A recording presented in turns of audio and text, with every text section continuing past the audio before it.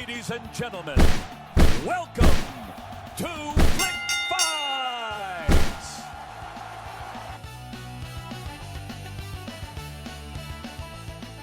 And welcome back to Flick Fights, where two movies enter and one movie leaves. With me, as always, is Nicholas Nye. Nick, how we doing? And fuck you for this. No, I mean, thank God we had such a large hiatus in between episodes here, because that was the only way I was able to consume this without having a complete brain aneurysm in the process. You know, there's something worse about when we do a shit fight where they're actually trying. Yeah. When it's Neil Breen and Tommy Wiseau, I can stomach that much, much better than this bullshit. I think it comes down to, like, earnestness. Like, there's a purity to Wiseau and Breen. Exactly. Like, there's no duplicity. Like, so much of this just feels like let's make especially Jack and Jill says, like, let's just cash grab this bitch. Yes. It feels like movies two have- comedians that reached the pinnacle of human existence who were like, I wonder if I could get away with this shit. Yeah. And, Can if that I doesn't monetize give my it enough vacation? away, tonight is Norbit versus Jack and Jill for the Yes. worst of two of the funniest people I've ever known in my life. Oh yeah, no, it's that's why this is such a paradox, because both of these men have possibly made me laugh harder than any others, like, collectively. Eddie But, Murphy for sure, more than Adam Sandler for me. Oh, but... fuck yeah. I mean, Adam Sandler's got, like, fucking, like, I loved The Wedding Singer, and fucking Happy Gilmore is fucking good. Yeah, movie-wise, I would probably give to Adam Sandler, but Eddie Murphy's stand-up just still has not been fucking, top for me. yeah. Eddie Murphy Raw is still fucking a goddamn classic, and I don't want to know how much sweat was in that fucking suit at the end of it. Do you think he still has those, like, as memorabilia? Do you think he ever tries them on? Oh, I'm pretty sure, like Eddie Murphy, like, even though his career ended, I remember reading this thing recently, or watching a series. It was Chris Rock, and basically said, like, two separate times I've been up to do the zebra in fucking Madagascar, because, like, Eddie Murphy was just fucking lagging it, but apparently he's so rich he just has, like, a professional grade recording studio in his basement and just, like, goes down there and, like, shits out the entire movie in, like, Oh, a well, yeah. day. Remember when he had that fucking, what was that, a Rasta album? He had some album that was not great. So did Adam Sandler, actually, now that I think about it. That's a lot of parallels here tonight. But Everyone has the Rasta period. You can't judge a man. for those of you out there that do actually follow this show, thank you for bearing with us during the hiatus. If you're new here, we take two movies, take them through 10 rounds after going through a scene by scene and declare a winner. And sometimes we do a shit fight where on a scale of 1 to 10, 10 is the worst. And that is what we're doing tonight. Yes, obviously. You brought some heavy hitters to this particular bout. This is I think it was super like heavyweight card. 2 movies ago, I said, I think this is the lowest we've gotten on Rotten Tomatoes, and I think this tops that now. Mm-hmm. You know, not being rated like The Room was probably better than what this is. Yes. Well, But say yeah, The you Room is can more follow enjoyable us. than both of these, by Yeah. far. You can follow us on Instagram and TikTok and like and subscribe on YouTube. But let's go and get into the tale of the tape for tonight. In our red corner is Norbit, released in 2007, directed by Brian Robbins, budget of $60 million, worldwide box office of $159.8 million. That is a shame. Runtime of 102 minutes, IMDb of 4.3, Rotten Tomato critics gave it a 9%, while the audience gave it a 53%, and I'm pretty sure that was a Reddit prank. I'm pretty sure I remember when that happened. Other notable films, this blew my fucking mind, by Brian Robbins, are Varsity Blues, an absolute American classic, Hardball, another absolute American classic, and The Perfect Score, which I couldn't really give a fuck less about. But Varsity Blues and Hardball, That's some, from two of the most classic sports movies ever made to this shit. That's some drift. I don't know what happened. Like I said, there is something else was happening behind these movies. Like there is some kind of drug front, yeah. Yeah, like there's some kind of, like, black accounting or something that's happening here. Like, well, maybe this is part of it, because if he just looked at the cast, the top billed cast of Norbit was Eddie Murphy. Who's Thandaway Newton? Is that the girl? Yeah. Okay. Cuba Gooding Jr., Terry Crews. You got Cat Williams, Eddie Griffin. There's a fuckload of people in it, man. Oh yeah. So maybe he just saw that, and Eddie Murphy was like, all right, like, And Oh, yeah, he no. directed the whitest people on earth first, though. I do love that. It was Yeah, Keanu no, and, like- Reeves, Paul Walker. And in 2007, Eddie Murphy was like a safe bet. Like you put out an Eddie Murphy picture, you were fine. Like, Right. And even here, looks like they did fine. Yeah, that's what cracked me up when I read those numbers. I'm like, for as abysmal as this movie is, he tripled his budget. Yeah. Which is a shame because some of the movies we've read on here, I'm like, how did they do so bad at box office? I mean, I remember Norbit being advertised like a motherfucker. And, Oh yeah, like I'm sliding. Like there's so Yes. many like parts the of this water just slide. like It's verbatim. just fucking burned into my fucking memory just because I've seen the trailer so many times. Yeah. Fucking not willingly. Yeah. Yeah. No, it was a different time. They advertised movies way more back then. Yeah. Meanwhile, Supergirl is a flop. I'm like, what? Yeah. Supergirl Well, was pretty fucking good compared to Norbit. I think all that is just the economy is in fucking shambles, and the first thing to fucking go is like fucking luxuries like movie tickets and shit like that. I think and your not to ad mention campaign sucked too. that too. But no, all the movies are failing right now. Like nothing's doing good. Like I even saw the whole thing. Like if you see that like a fucking like religious Benjamin Franklin fucking George Washington movie they're fucking pushing right now. No. It's some like Heritage Foundation fucking movie they're pushing out. But there's like this whole scam going on right now because it's all sold out and people keep going to the theaters and they're just empty. So they're just like fucking like 10 posting this fucking movie to try to make That's it look good. disgusting. Yep. But yeah, Fucking Heritage Foundation. it's just like you said, like I've been ordering Uber Eats and it's been coming from like very young, attractive blonde women recently, and the fact that they don't have other options at this point means the economy is in a really bad position. Yeah. That's a really good way to measure the health of the economy. I like that. Yeah. If a 10 is bringing me my chicken wings, something is wrong. But for those of you that are curious, I did go see Supergirl, and I thought it was great. So Yeah, that's I've heard. It's fun. it wasn't the Like, best, but it wasn't Yeah. bad. It shouldn't have flopped, I don't think. I mean, Lobo was cool, Supergirl was cool, some plot problems here and there, but whatever. Definitely better than fucking Norbit. Yep. All right, what you got, Nick? All right, in the blue corner, we have Jack and Jill 2011, director Dennis Duggan, budget of $79 million, worldwide box office of 149.7, so yet again, doubling it almost again. Runtime of 91 minutes, felt so much longer. IMDb of 3.4, Rotten Tomato Critics of 3%, audience of 36. That 3%, I think, is our new record. Mm-hmm. Dennis Dugan, you'll see a pattern here. Some known films are Happy Gilmore, Big Daddy, and Grown Ups. Y'all see a pattern? This guy has a fucking meal ticket, though, so props to him. Oh, Anytime no, Adam if- Sandler's making a movie, he's there. Say what you will about Adam Sandler's movies, the quality or fucking anything about them.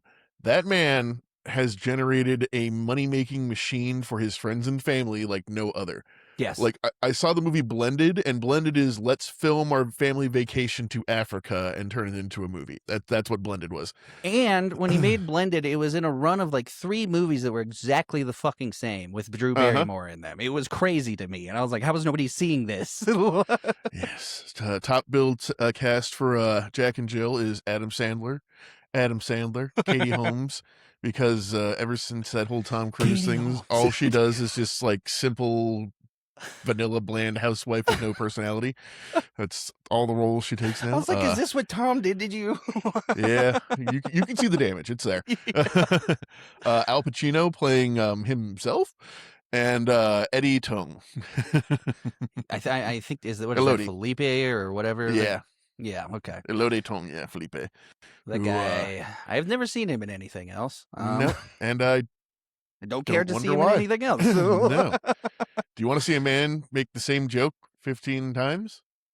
And then I'm supposed to feel like my heartstrings pulled by him later. Yeah, it was bad. All right. Well, with that tail of the tape, we're going to go ahead and quickly as possible move through these scene by scenes, or else I'm going to throw up. So we're going to start with Norbit, which was again released in 2007. Mm-hmm. Starts off with a lot of narrating from him. Says everybody has their path in life, and this is where mine started. He was an orphan, and it starts with him just being thrown out of a fucking car in front of a Yeah, Chinese he's restaurant. saying it's like, I / like- orphanage. Yeah, I like to think like my parents like agonized over choosing the best orphanage for me, and just literally like moving car rolling through the dirt, lands on the doorstep, there all night, and then Mr. Wong, who is played by Eddie Murphy in Yellowface. Yeah, I smell Chinese racism coming very soon. Yes. Oh, it is scent that blankets the entire movie. And shoos coyotes away that are gnawing at the bundle. He's like, hey, no more eating babies. And takes him inside, and immediately the races begin. It's just like, a black ugly one. No one wants the black ugly ones. Yeah, he says, can't give these away. And I'm like, Jesus fucking Christ. like, is it like you said it before we started recording? It's a weird moment because it's Eddie Murphy saying that, but the other shit, he's not Chinese. No. Yeah, he has his wife is named Ling Ling, so Yeah, big flashback to him growing up in the Chinese restaurant / orphanage, which is a joke. And just he's like, we had pets, and just like takes a duck up and then just like throws the head back at him, and all these horribly traumatizing things. Oh, and the guy that ran it was obsessed with whaling, so he makes them like run around with the fucking wooden cutouts of whales so he can harpoon them. Which comes up later. It does. I didn't think I would have to say that about this, but it's important for later. Yeah. No, I'll say, fucking as terrible as a movie this is, there are no blaring plot holes or any questions left at the end of this. Maybe because it's so simple. It's just like a maze with 2 walls, an entrance and an exit. It's like, oh yeah, I see all that. But yeah, nothing, no meat left on the bone when the story was done. Dear God. It's funny. There's several times in this movie where I'm like, there's a good movie somewhere in here, and I think Eddie Murphy's the reason it sucks, which is weird to say. Well, like I said, this very much like I think he had way too much control of this. Mm-hmm. Basically, I think he was like such like a big name and a star at that point, and apparently he had like a massive ego back then. Oh yeah. That like you don't say no to Eddie Murphy, and like once you get to that point, that's when you start making your crazy shit, and that's not always good. Well, yeah, because like we said, at least twice successfully, he had done a hilarious bit in a movie or two where he's all the characters and everybody loved it. And then, Icarus and his wings, Eddie Murphy and Norbit. He says, after Marvin Browning got lost downtown, everybody had to use a buddy system, and his buddy was little Kate. And you see him and this little girl, and their little romance, and they get married under an oak tree with ring pops, and then they live happily ever after for 2 weeks until she got adopted. And there's almost some heart in this fucking movie, dude. Yeah. No, it was like a few times. It was just like I felt bad, but And then your buddy lives sad, and then we cut to years later, where there's these 2 like ginger twins stomping on his sandcastle and beating the shit out of him. And they go to the fat shit immediately. There's thundering steps coming up. And it's just, this is a real little girl who, you know what I mean? Yeah, I know. She's Her told people self-esteem. she's in an Eddie Murphy movie. And they've got goo, goo, goo, and she walks up. It's so sad. Hopefully she's got the self-esteem to get through that, but who knows? We can probably look it up, but I'm not going to. But yeah, she just beats the shit. And this is where we meet Rasputa is her name, which was a real fun name to fucking try to type into a fucking notes 18 times. I just started putting raspy. The fucking between Norbit and Rasputa, fucking these notes are fucking all over the goddamn place. I have no idea where you came up with these fucking names. They are not even American names. No, but she is unnaturally strong because like the 2 ginger kids, she just like grabs them one handed each and just like flicks them off fucking screen either side. Yeah, and that's a theme that carries through the movie. And then when you see like her brothers and stuff, I was like, oh, maybe they're all like, nope, just her. Nope. But this was another trailer moment where she tells him his name is stupid, Norbit, and then she's like, "You got a girlfriend?" He's like, "No," and she's like, "You do now," and then just drags him away. And I always told people that was how me and Jess started dating. That's how like I want to say like 80% of my relationships have started. Big, strong women, nice time. He says Rasputia had 3 brothers. I don't even know if I wrote these all down right, but I'm pretty sure Terry Crews was Big Black Jack. Yeah, it's Big Black Jack, Blue, and Earl. I don't know why was he the only one with like an alliteration thing? I started typing because I thought it was going to be like Big Black Jack and Big Blue. Same here. Blah, blah. Yeah, and it's so sad too because he's like, I'm part of a family, and they're just like fucking shitting on him all the time. It's like Thanksgiving, and they give him the turkey ass, which is not a thing. It's not. It's just full butt cheeks in the movie too. It happens a couple times. Says they had a reputation for being the meanest people in town, and they ran a construction company. Yeah, and then but they shows especially a the mob. montage of they're running a protection/collection company. Never says where we are, by the way. And then at the very Yeah. end, you see a post office right behind them that says the town and the zip code they're in. Yeah. Well, also though they go to Raging Waters, so unless like they're fucking like traveling across the country, they're in Southern California. Right. Like this is my Raging Waters. I'm like been there. Got to third base on that when I was 14. Then we show them as adults, and Norbit is now a bookkeeper for the mob, essentially. And they tell him when he answers the phone, just try and sound white. And then we get to their wedding, and this is the first time we see Eddie as Respucia, and it's as awful as you all know. And And something about the makeup too, it's like so heavy that like it's hard to read the expression sometimes on the face. yeah. And like tell what emotion is. It's like, is that rage? Is that gas? Are you in love? Like I can't tell what you're trying to convey to me here. And every time they're on screen together, the CGI wigs the fuck out. Like, Oh, yeah. it doesn't match. It's Oh, weird. especially like when they're in the fucking water park and they have to CGI her boobs for some reason because Yeah. like that was a thing. I was just like looking like, why are my eyes broken? Why The is water that- park, that was the worst one. I don't know if that was where they ran out of money. Maybe that was Yeah. their penultimate scene. But she walks up and talks to him like, why are you talking to that girl? And her head's like all floaty and shit. Yeah. Well, I think they like had a real, actual large black woman. Well, yeah, like, for sure. physically in there, and then just like green screened onto it. But it's just like, 'cause, you know, there's a few close up shots like, oh yeah, that's not a bodysuit. That those stretch marks are too detailed. God damn. Can you imagine that being your biggest claim to fame as being the body of Respucia? The wedding cracks me. It was so bad all around. Yeah. But she Mr. Wong is his best man, and when she takes off her veil, he like winces at her. Yeah. And she just says, "Open your mouth," and then kisses him, and it's nasty as fuck. And then this is the first time you see Cat Williams and Eddie Griffith too, and I'm like, I just want a whole movie about these guys. Yeah, just reformed pimps Yes. It's entertaining as fuck. who like might be a couple. It's unclear, but they are definitely Yeah. they're life partners. I don't know if they're exactly like a Jay and Silent Bob, possibly more type. And you hear one of them say, "Don't worry about the milk because he got the whole damn cow." And then Cat It says, was "Special dimple- cow too. Must be where buttermilk comes from." It's like, oh god, those aren't dimples on her ass. Those are potholes. This is Escalade in a wedding dress. Then we get Terry a real Crews touching threatens her a scene little at- bit. Yeah, the whole. Yeah, it comes over and threatens him with razor blades and lemon juice. You know that's fun. Just it's uncomfortable at points. Like it's not funny. Like the abuse in this at certain points. Like oh that's a little too real. That didn't like that. That So what's funny is, I'll just say it now, one of the facts on IMDb about this movie is that the original draft of this was a lot darker and he got a lot more abuse. And I'm like, I'm really glad you didn't do that. Yeah. Like, this was already a lot. Yeah, we cut to like the baker freaking out. There's like a large fistful of cake missing in the background. Rasputin's just got it smeared across her face. Like, didn't do anything. Mind damn business. Fuck off. Yeah, I couldn't have rolled my eyes harder if I tried. They could have seen that bit coming from a mile of fucking way. Mhm. And then Mr. She's Wong fat. gives You an get it? incredibly racist best man speech. Oh, just calls a black woman a gorilla to her face over twice. and over. Over and over. Yeah, talk about how ugly and how she is and how strong Norbit must be to be doing this and shit. And yet again, this is Eddie Murphy in a very racist Asian stereotype caricature doing this. Right. It's like I know I'm a white cisgender dude, but it's just like even I feel bad about this. Yeah, I It's can't like, repeat most of the jokes he makes.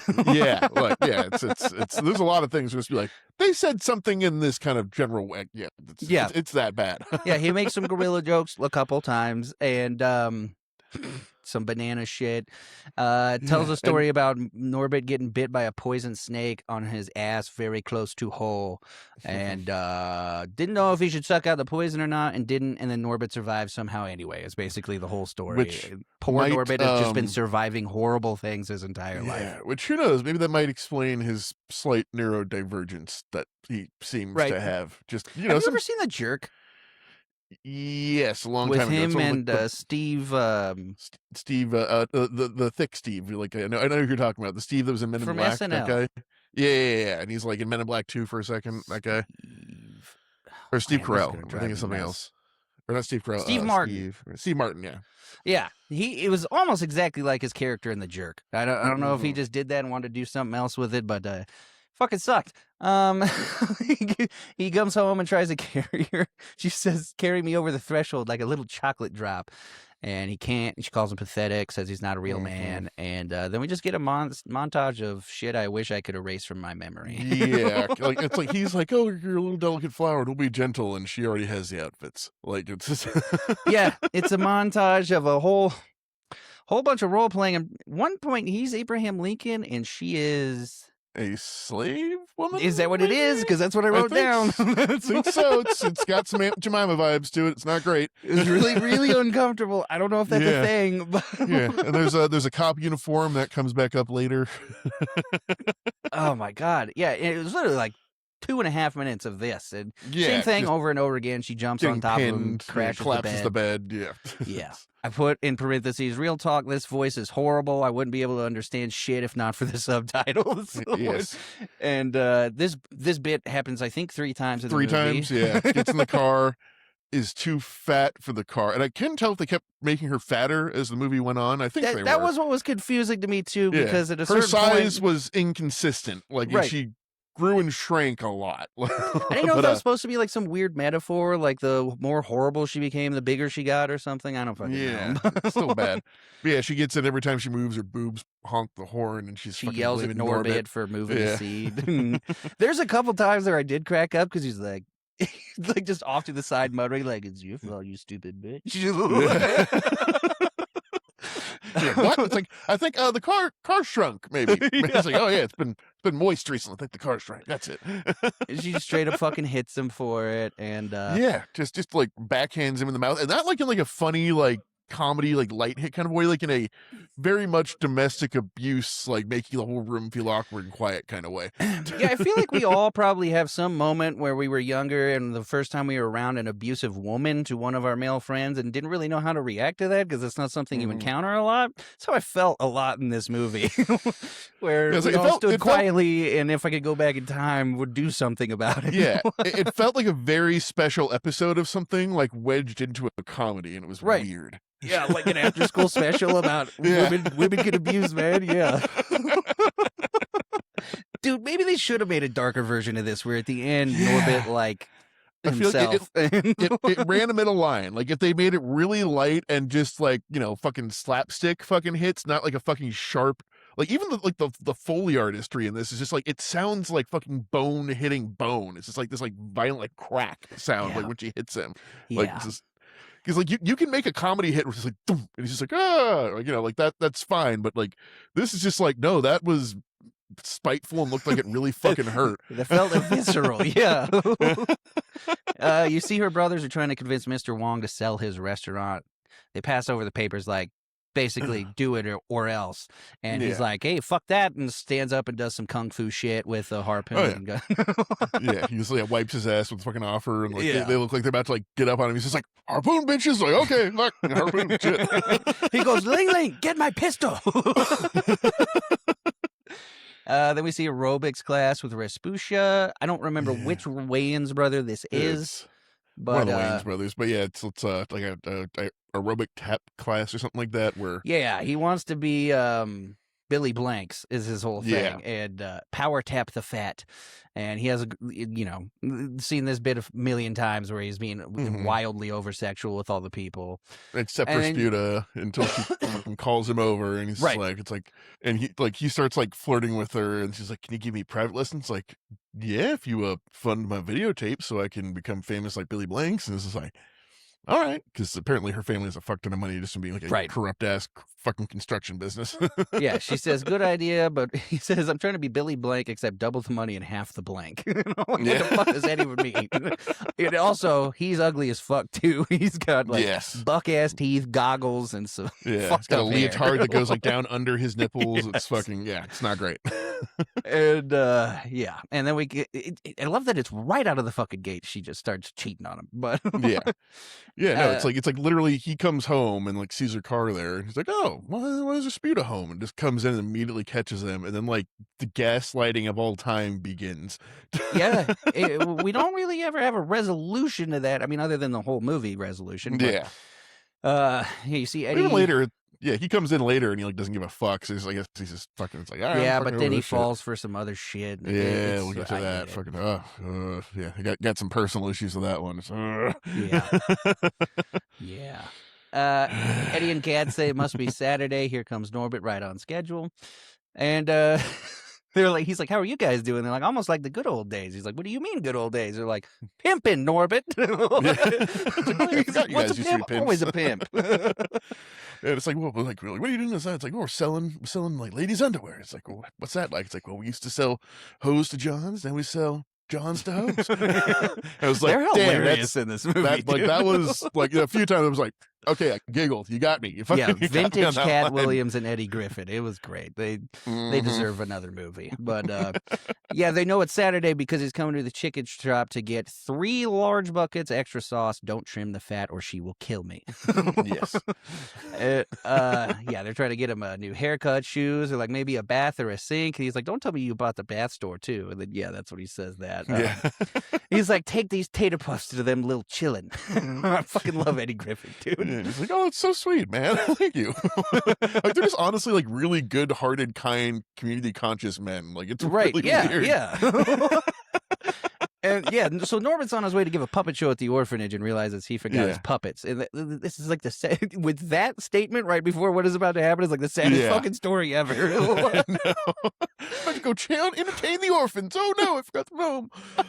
Comes it in and just fucking hears like just like stuff me with that black chocolate and like get behind me and like all this stuff and comes in and like finds the fucking like tap instructor and fucking Rasputin just like in bed naked with each other.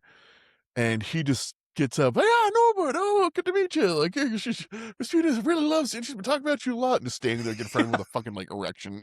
She's smoking and everything. Yeah, he says, but you're naked and you're like points down. He's like, oh, that just happens when I work out. And he's Yeah. not buying it at all. Thank God. But she starts screaming at him and says, Norbert, we have a guest in our house. How dare you insinuate something like that? And then he yells at him too. And he says, like Jesus, I'm going to turn the other cheeks. And then shows his whole ass and leaves. Mhm. And Then she's just like, nothing happened. Nothing happened. If you say anything happened, I'll hit you. I'm just like, Jesus fucking Christ. yeah, dude. Just, he like, it's says, you not- cheated on me. And she says, I told you the next time you say something, I'm going to knock your teeth out. He's like, we took vows. And then basically it turns into a full-on domestic assault as she chases him around the block in front of all of their neighbors in broad daylight. Oh, well, yeah, no, what she called like the whore of Babylon or like she calls him something. Or we have it here. It's the Queen Queen of of Whores. Horrors, yes. And it's straight up berserker mode activated because she goes like, Yeah, she like fucking runs squares up. And then she gets tired immediately. I'm glad that part was realistic. Yes. She also murders the mailman on the way out. This poor Reference that fucking guy later. shows up with more and more injuries throughout the fucking movie. At one point it's like, sorry about like the bruised stomach and the broken arm and the blood clot. Like, She blood clot. tells him to go down to the rib shack and get him a short stack of ribs. And again, the voice is awful. I'm not going to copy it because it feels racist, even though it's not a real person. But Mhm. so this part I did actually laugh at. He goes and does the puppet show at the orphanage anyway. And the goose it's the goose and the big bag pig. And the goose is like, I'm tired of you pushing me around. The pig goes, I'm tired of playing with your ass, bitch. I know you got ribs in that basket. You better give them up smooth or I'm going to break my hoof off in your goose ass. Starts like fucking breaking down and crashing out like on stage with Yeah, puppets. you see the dad too watching. He's like, no, Norbit. Wong comes up, like pulls it open. He's like, what's going on? It's like, Yeah, because by the time he gets up there, he's like, or better yet, call Buster and have him come to power tap you. Because in addition to being a pig in a forest, you're also a saddle tramp, whore, bitch, pig. And then he pulls the curtains back. yeah. He's like, God, that sounded like a Chinese snuff film I started once. That was the only part that made me laugh. It was like, wait, Yeah, snuff film. Yeah, we just moved right Started. past that. How so? What part of which starring role? There's two in a snuff film. Oh shit. Yeah, that was a nice respite from the rest of this fucking movie. But some Kate lady shows up. comes in and she shows back up. She's like, "You don't remember me?" And the dad's like, "It's just like old times. Maybe you two can go take a poop together." That was something I didn't mention earlier, but that was the thing. Yes. They go on a walk. She says she's not visiting. She's moving back. She sold her clothing business in Atlanta and is using the money to buy the orphanage because Wong wants to retire to go whaling. And then they go look at the tree they got married under. Sweet Mama says she still has her ring. Throwing signals. It's so shitty. It's like, does he still have your ring? It's like, all right. 1,000%. You know goddamn well Norbit hasn't moved on to something better since you left. No. Agrees to lunch when she gets back into town and on Tuesday. And then we cut to he's just saying Tuesday. All this horrible shit is happening around him and he's just like, Tuesday. It's really sad. He's singing it in the shower. Buster's at the door and he's like, "Hey man, have a good day. There's cold beer in the fridge. Tuesday. And then he gets there on Tuesday and she's married to Cuba Gooding Jr. or she's about to marry Cuba Gooding Jr. It's like that thing from The Simpsons, like, and if you go right here, you can pinpoint the part where his heart breaks. Right there. And he's like, "Shame on you for letting a girl like this go." And he's like, "Yeah." And she says he has all the experience in real estate and is going to help her buy the orphanage. And he's like, "Slow down. We're not making any hasty decisions. You have all this money." And I put in parentheses, "I smell a plot." It's so over the top. Oh, it's so bad. Yeah. The second you see him, like, oh, he's the fucking like douchey guy who's going to fucking cheat on her and scam her out of all your money. Cool. Yeah, it's really weird to see Cuba Gooding as a bad guy, honestly. I know. He's so lovable. But then Snow Dogs did kill his career. So I think this is probably just a anything kind of thing, too. Definitely. Have you ever seen Radio? Like, he's fucking amazing in Radio. Yes, I almost every single movie I've ever seen him in, I love. Yeah, then they kiss and he just says, "Don't you just love Tuesdays?" Yeah. Sitting on the porch, pouting with the dog. And he's just freaking out. It's like, what is it? Natural disaster, an earthquake? He's like, no, it's just sense and evil. Yeah.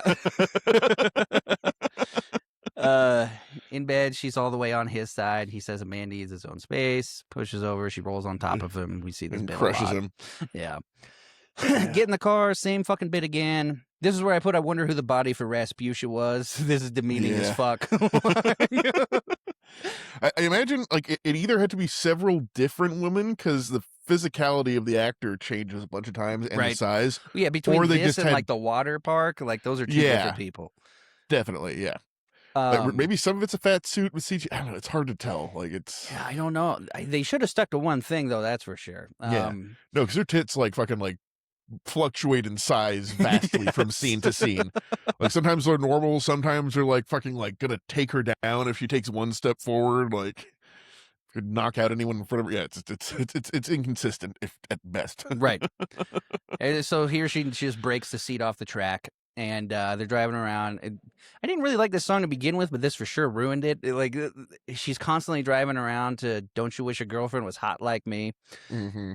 Tries to run over the little dog randomly. I don't even know why this happened. Drives doesn't even try. All the way like, through yards and shit. Yeah, and then like hits hunting it down.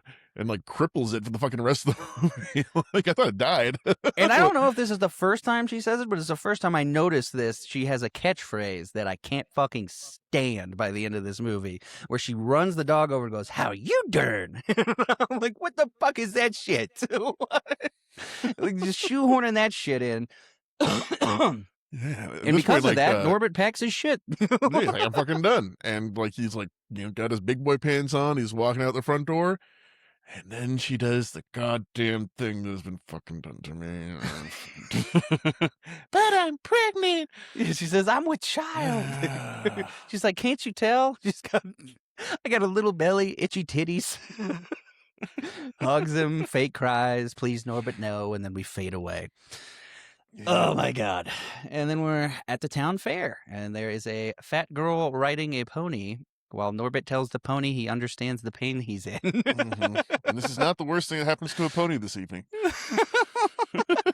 This part was funny as shit too. You see Kat and Eddie standing in front of a kissing booth, and he's like, "Excuse me, Snow Bunny, I don't come up in your jurisdiction throwing picnics. Yet here you are on mine pimping hoes."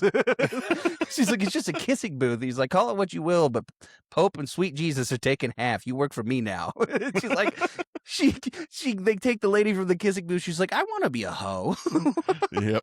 And that's fucking what's it like? She's in so many things. Like she's like fucking Mabel from fucking Gravity Falls and Bob's Burgers and a bunch of shit. And fucking Last Man on Earth. Like she's yes. See, Cuba Gooding is telling Kate buying an orphanage isn't a good decision right now. He gets a call and leaves, and he's obviously talking to a girl. He says it's never a bad time for you, and Norbit hears it. Yeah, and he just kind of like looks, and yet again, never says anything like about that to her. But again, other than the resolution of the whole movie at the end, I don't know. The payoff sucked. He walks up and talks to Kate, introduces her to Respucia, who is sucking the jelly out of donuts. Yes. And she immediately starts being a giant fucking asshole to her and corrects her when which she also says, we calls her noticed Mrs. too, Rice. Yeah, she fucking didn't take his last name, which I didn't notice until that point. I was like, damn. She says something about because they're in construction, she wanted to see if they're help. She tells her to go talk to her brother, like, get the fuck away from me. Yeah. And instantly accuses him of fucking trying something, which, Dude, isn't that great? The cheaters fucking are always the ones that fucking accuse you of fucking doing some shit. Yeah. It's like, I've been sitting here doing nothing. Why am I getting accused of cheating? Oh, it's because you're projecting. Got it. Cool. Oh, and this is where, dude, we just found out she was pregnant. Right? Oh, yeah. And then he's like, you're thinking about creeping. It says, what I tell you about having friends, get me another wine cooler. And he goes, Respucia, you can't drink wine. And she's like, why not? He's like, because you're with child. And she says, that was just gas. Still got it. And then farts. Mm-hmm. And I'm like, oh, my God. And this, I put in all caps, fuck you, Nick, right at this part. You're welcome. Kids take her hat as she farts again. It runs after him. Yeah, shut over to the shooting range where the brothers are at. They're just abusing the fucking attendant by shooting the fuck out of him with BB guns. And Kate comes up and basically like tips off the fact that like she wants to do like construction on the orphanage. Like the orphanage is in play, and they're all fucking excited about that and shit. Then we get I would call it gratuitous, I guess, scene where she chases some kids into a bounce house and all the things that come along with a big fat bitch in a bounce house. The joke is she's fat. Just absolutely launches a kid out into a cart of hay. Yeah. And Cat Williams goes, it's raining little white women. Yeah. And he's like, ooh, I'm wishing for Cadillacs.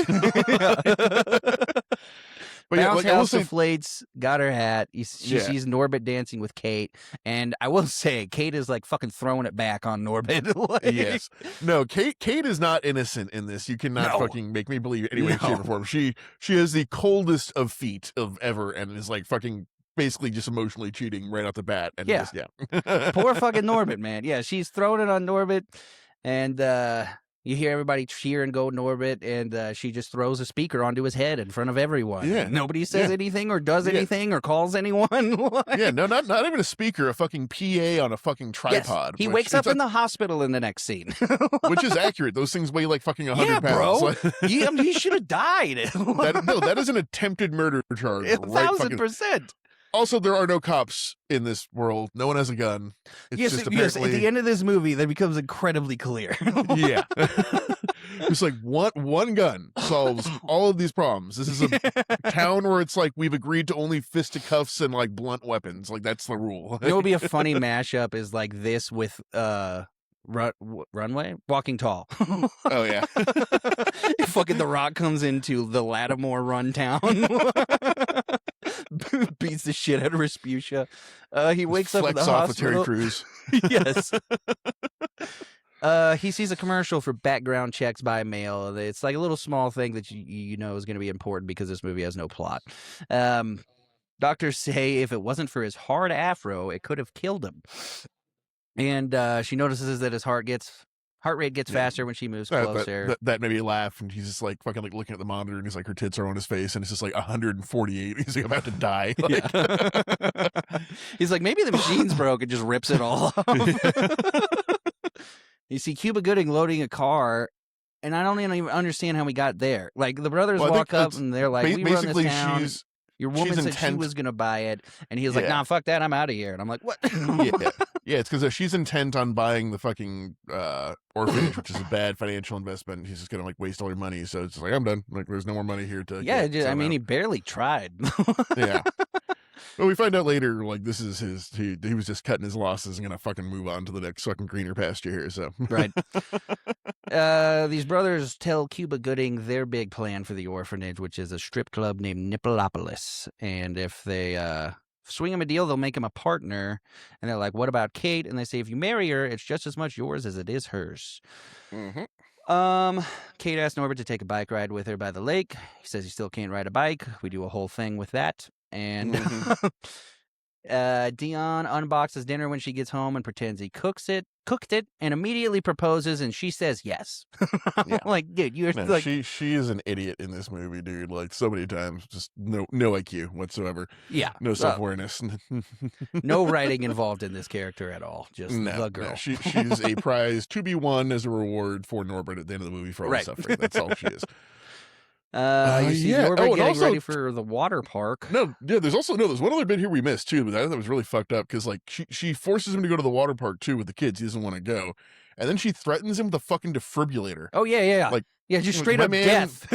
Yeah, my man can't not be in an abusive relationship. Like, it's like they're not even together yet, and she's already threatened him with death, even if it was through stupidity. Or he's like, I'm gonna shock you. It's like, no, that turns your heart off so it can be turned back on. That's how a defibrillator works. Like, this is called fibrillation. When you stop it, that's defibrillating. Yeah. Poor Norbit just thinks that's regular life. Yeah. She's like, oh, she wants to hurt me. She must love me. Just like, God damn it, Norbert. Yeah, he's trying to sneak out to go to the water park. Respucia catches him. He asked if little Miss Skinny Bitch is going to be there, and he says, Miss Ling Ling? He tries to play it off. Everyone's just lying to each other in this movie. I don't feel bad for Norbit's lies, but No. Basically, she says she's coming with him, and she does. Try to play it off, and basically, like, she says, oh, yeah, I love water parks. You don't have to get off the ride to go to the bathroom. If you're that kind of person, don't be. Don't be the water park peer. Yeah, I wish the blue dye in the water thing was real. Yeah. Well, no, but you know what is real? If you smell chlorine, you shouldn't smell chlorine. When you smell chlorine, that is chlorine reacting with urea. That means you're smelling sanitized pee. Just, take that with you forever now, people. We get a whole nother fat bit for going through stuck in the turnstile. And he asks the if joke she's wearing is bottoms. she's fat.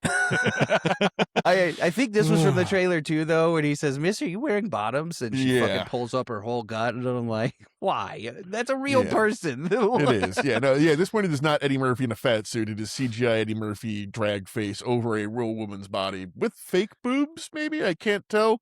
I don't know. But the head CGI doesn't fit right. odd. They forgot a neck, I guess. I don't know. Yeah. She's talking to Kate about all the treats she could get at a real beach. Can't get shit here. And then Kate points out a concession stand. Basically says she's too skinny. Norbit likes fat bitches and has been blowing my back out. Just flexing on her that Norbit's been fucking her, and goes and gets a lamb kebab and a wine cooler. Yeah, then she goes off and kind of gets catty with fucking Norbit about fucking Rasputa fucking calling her skinny and shit. That was really weird. Yeah, and then like drops like, well, I'm getting married next week, like if like as like some like weird kind of fucking challenge now, like it's. Oh my god, just so much gaslighting in this movie. Yeah. Kate goes down the fucking slide, waves as she's about to go down, which in real life, out and sees.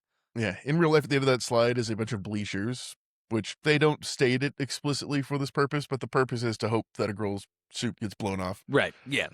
Yeah. Why that seems wildly obvious if you have a fucking place to observe. Yeah, it's the only reason it's there. Filled with teenage boys.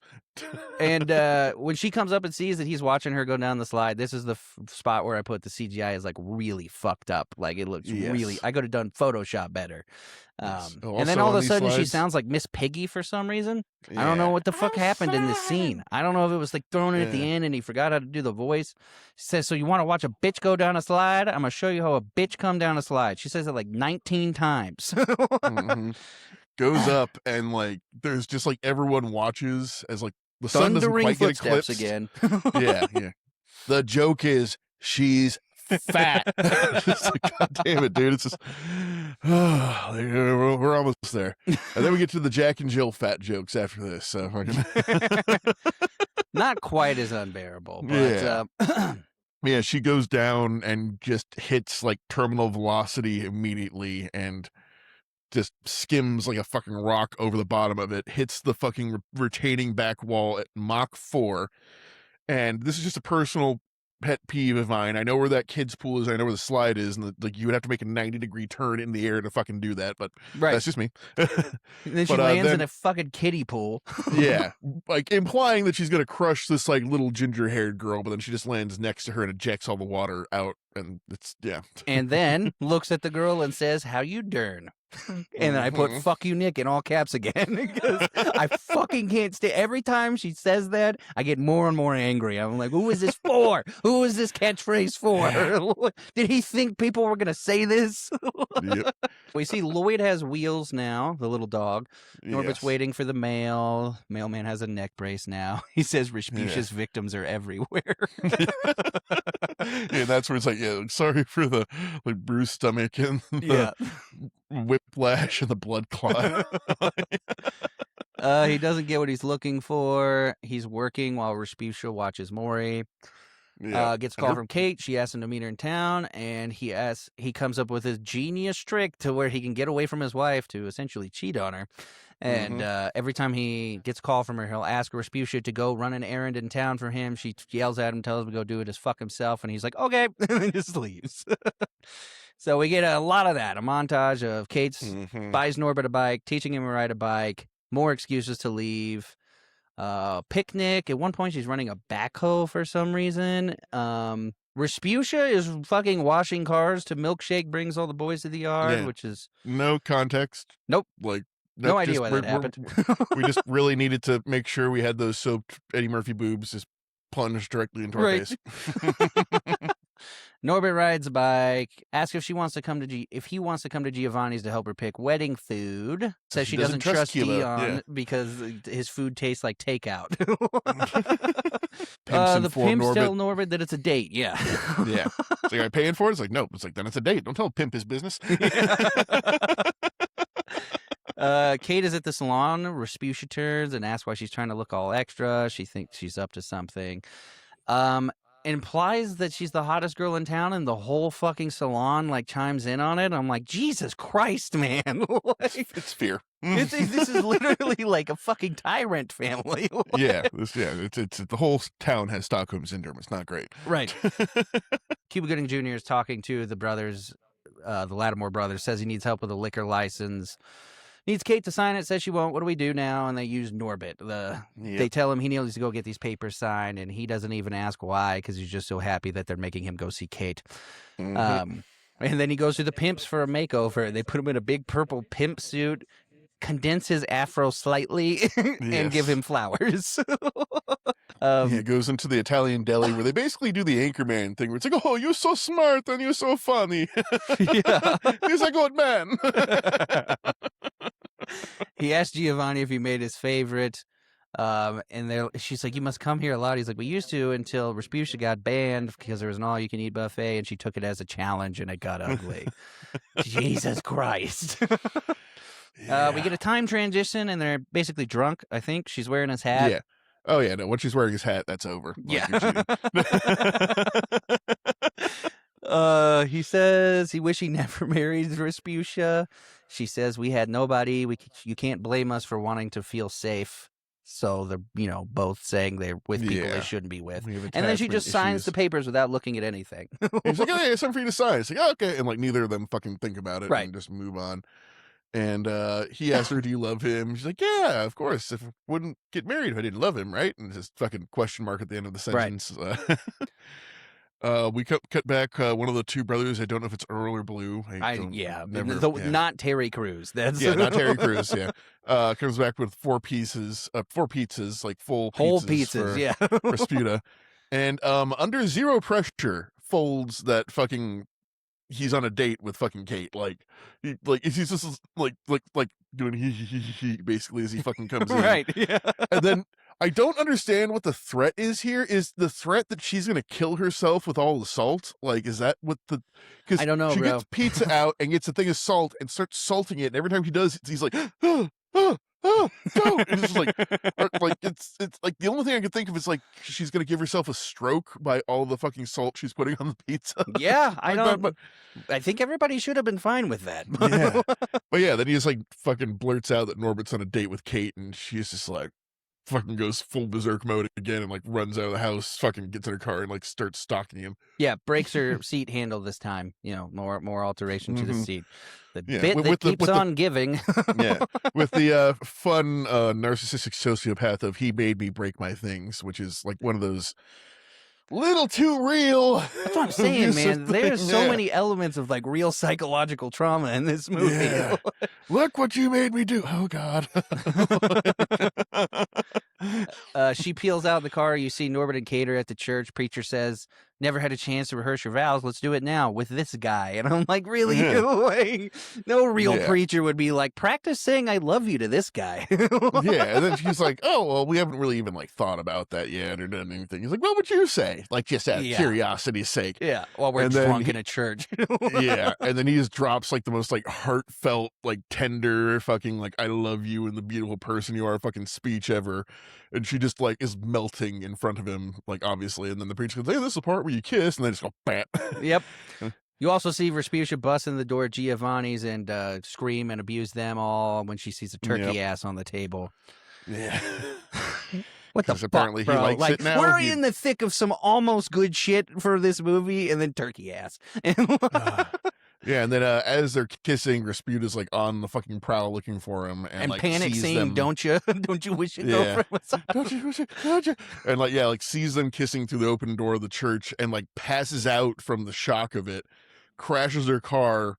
Doesn't get hurt because she can't move within the space that's inside of it, so there's no acceleration or deceleration. But yeah, she crashes into a wall in the bakery inside of her, and people kind of start to gather around and try to get her out, and she just like fucking hulks out of the car and like destroys it. Yeah. It grabs a crowbar from some random person and runs into the church ready to kill. Yes. But it's empty now. I don't know. That was perfect timing. Well, yeah, Kate ran off and then Norbert ran after her after the and kiss. the preacher like, ran, apparently. Yeah. I was closing up anyway. It was just like, But yeah, left the front doors open. I don't know. Maybe he saw her coming and just rightfully like hid behind the pulpit. He's just like back there, just like, he's oh, God, standing there while they kiss and he don't see sees me. a car crash outside. He's like, nope. Yeah. I've seen this before. I'm out. Norbit runs after Kate. She says she's too confused right now. Never should have kissed. Says she wanted him to. That's why she's confused. And he's over the moon about it. She's tore up, and he's like, this is the best day of my fucking life. And when he gets home, the brothers come out for the papers, get it from him, and they're like, I'd hate to be you right now.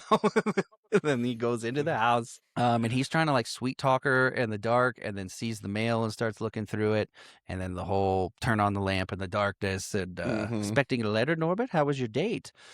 And then he flies out the window. Yeah, throws him out. Yeah, and then he's just kind of sitting there and like kind of dazed and can cuss, and the pug comes over and he's like, I don't know what to do. The pug's like, kill the bitch.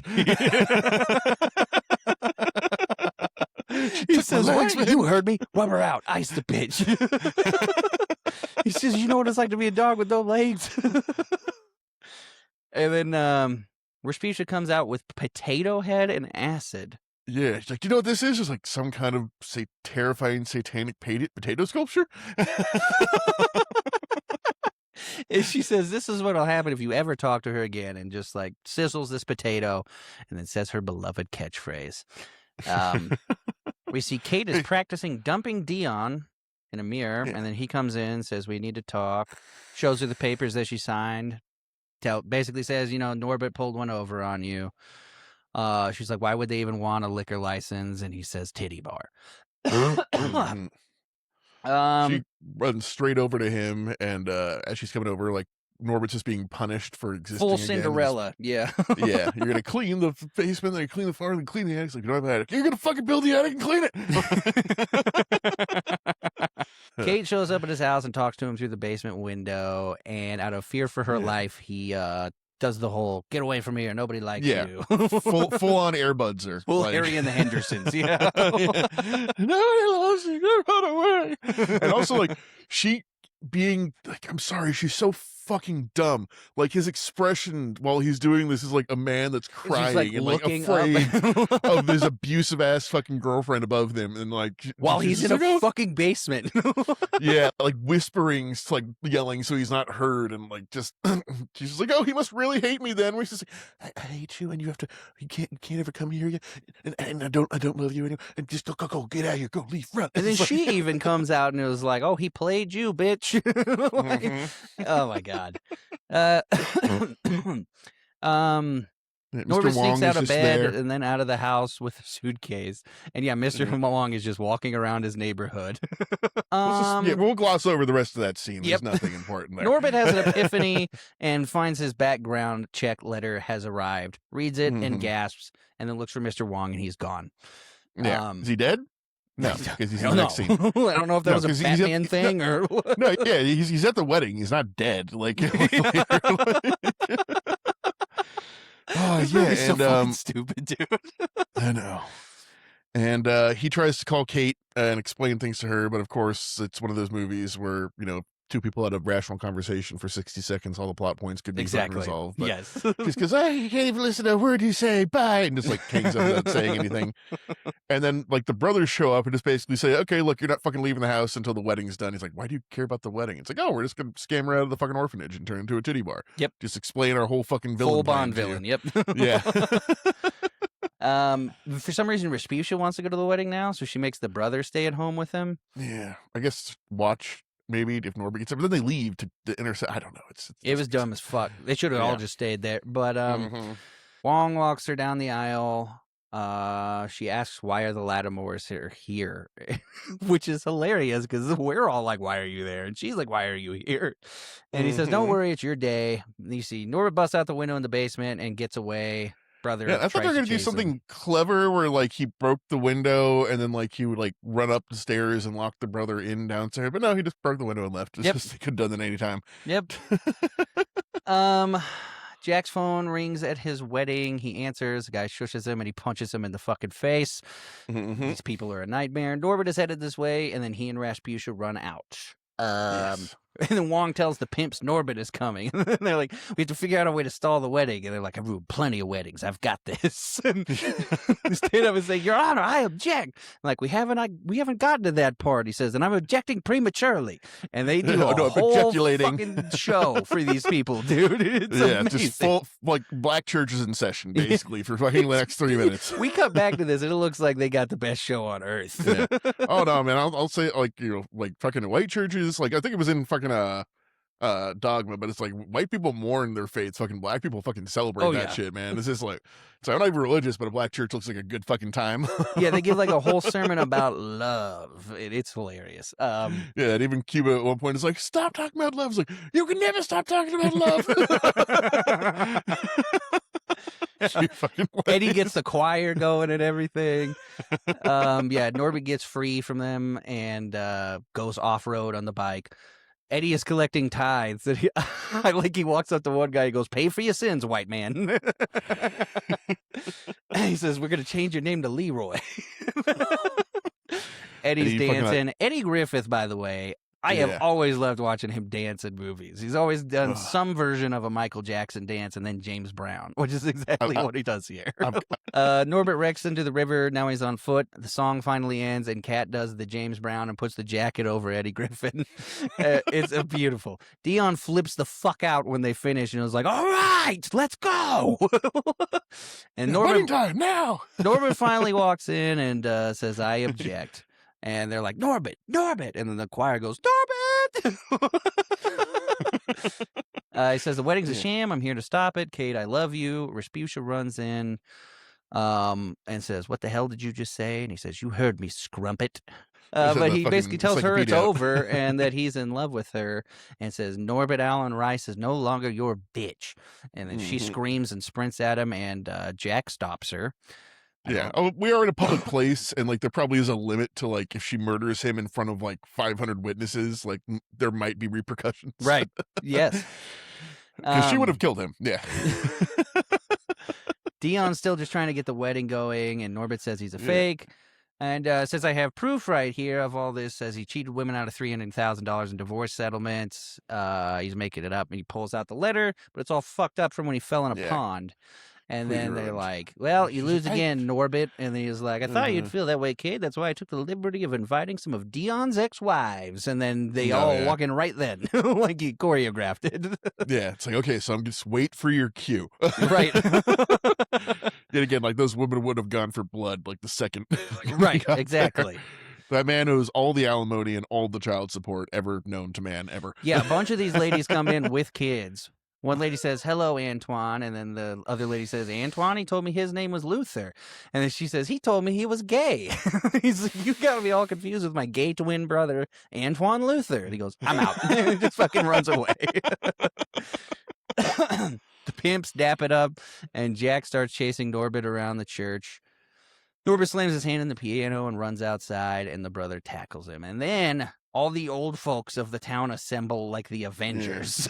With their fucking on-brand weaponry, I guess. Like like all their tools of the trade. Shoe, and the pizza man's got a paddle. Wong just grabs a fleur-de-lis spear from inside the church. He says like it's a curtain rod, I guess, but like I always did that when I was like bored in church. Like, okay, zombies came in right now. I grab that cross and use it as a bludgeon.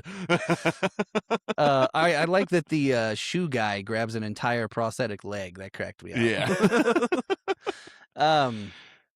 They get their ass kicked. Rasputa grabs a shovel, starts whooping ass. Miss Henderson comes in with the fucking nunchuck flower pots and just gets fucking yeeted into across the fucking quad into some fucking flowers. Thank God. Yeah, yeah. It is a really culminating moment with no payoff because they all get the shit beat out of them for a second, and then she walks towards Norbit and Fuchsia, and then you hear whale ho, and she says, did somebody just call me a whale? And he goes, yeah, and a hoe, and fucking chucks a spear like 400 yards directly into her asshole. Then early 2000s flash motion effect of just like speeding up the footage and putting a blur behind her. She runs around the whole everything fucking goes courtyard, full fucking Looney Tunes after that. And then just runs away into the fucking sunset to never be seen as again. the entire town chases the Lattimores out of town. He also says right in the blowhole. Yes. Kate runs up, takes off his glasses, and kisses him. Hookers come out of the church, and the pimps stand with Wong, all proud of Norbit. And he says, he's like my son. And then some more narrating. He says, I guess in the end, everything worked out fine. Took over the orphanage. Dream came true. We got married again under the tree with ring pops. They kiss. The pimps cry. Kids say, ew. Kids go, ew. Yeah, then fucking Mr. Wong's like, get out, ew, come here, Ling Ling. And just starts like old people making out in front of the kids. Yeah, this is pretty fine ass Ling Ling. As for Rasputia and them, never heard of the game. Rumor is they settled in Mexico and opened a club. And then we see Nippleopolis down in Mexico. Jack wearing a sombrero and all sweaty while she comes out and dances and does the flash dance fucking thing. So it seemed to work out for her, I guess, but now Jack has to watch his sister strip every day for the rest of his life. And then I put, the end, fuck you, Nick. Yep. I was a lot more mad during this. Wait, what? There was after credits? You motherfucker. I was like, we're done with this. There was kind of something with Jack and Jill. I was like, nope. Yeah, I cut that off immediately. I was like, I don't care at all. Now, about 4 years later, can't believe these movies were so close together. I don't know what the fuck was going on. This was like the shit fest of like, they wanted to make like the family fucking comedy movies because it was just like so fucking easy to shit them out, and they consistently made a decent I mean, the money speaks for itself. They still made money, so. No, I mean, back in the day, man, like it was hard to make a movie that fucking failed. Like, like you would have to intentionally do that for fucking tax purposes and just not like. Well, and these guys had hella advertising budget because they were already wildly successful and had a name attached to it and shit. And also, like, don't underestimate the fact that, fucking, what is it, almost 20 years ago for some of these, like, we didn't have options for entertainment. Like, that was one of the fucking 5 big movies that would have been out that summer. And I will say, fucking- having been alive when these came out and of movie-going age, I knew they sucked and I didn't go see them. Yeah. Actually, sometimes you have a take that friend. back. I might have seen Norbit in theaters, but Yeah. that was because a girl drugged me to it. Exactly. No, the amount of bad movies I've seen and it helped to get to second base when I was a kid, fucking, I 1000%. still don't know. Yeah, the movie Hero and Crouching Tiger, Hidden Dragon, both those movies, saw them in theaters, no idea what the plot is. You know, now that I think about it, I think a girl invited me to see Norbit. I was 16, and it was the first time I got stood up. And then I left. I was 20 minutes into the movie, and I'm like, she's not coming, and this movie sucks. I've got one worse than that. I think it was like that horror movie called like Oculus or something like that back in the day. It was Yes, bad. I remember. Yes. Yeah. Went to see a movie with a girl. Went in. We were there for about 30 minutes. She gets a call, walks out.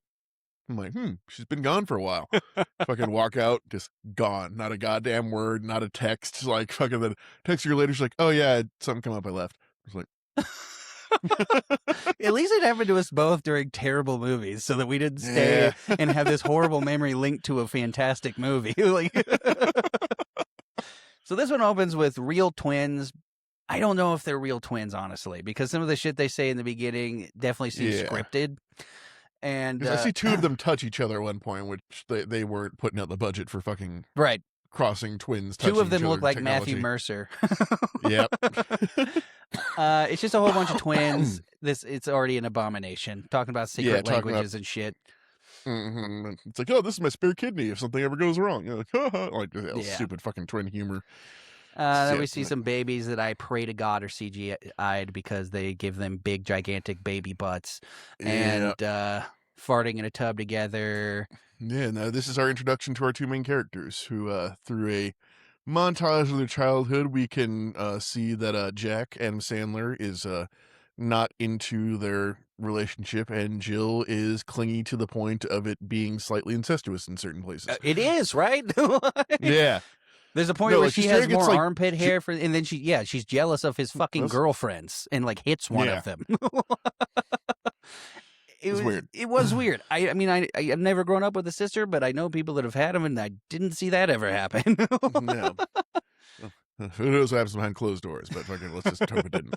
Yeah, then after this wonderful montage of adolescence, we hard cut to our main character of Jack being an advertising executive, because that's how we can get most product placements in this movie, is by Bro, making the whole thing about this fucking ads. was one giant fucking ad campaign. It all made dude. sense once. I know. I watched a video of someone breaking it down one time, and like basically like the movie was about like that big on the screen, and there was just like a web of all the fucking products that were tied to it. And it's like all under Sony. Like it's insane. Yeah. But yeah, it's Regis Philbin is doing Regis rest in Philbin, peace, a doing a diarrhea- Pepto yeah. commercial.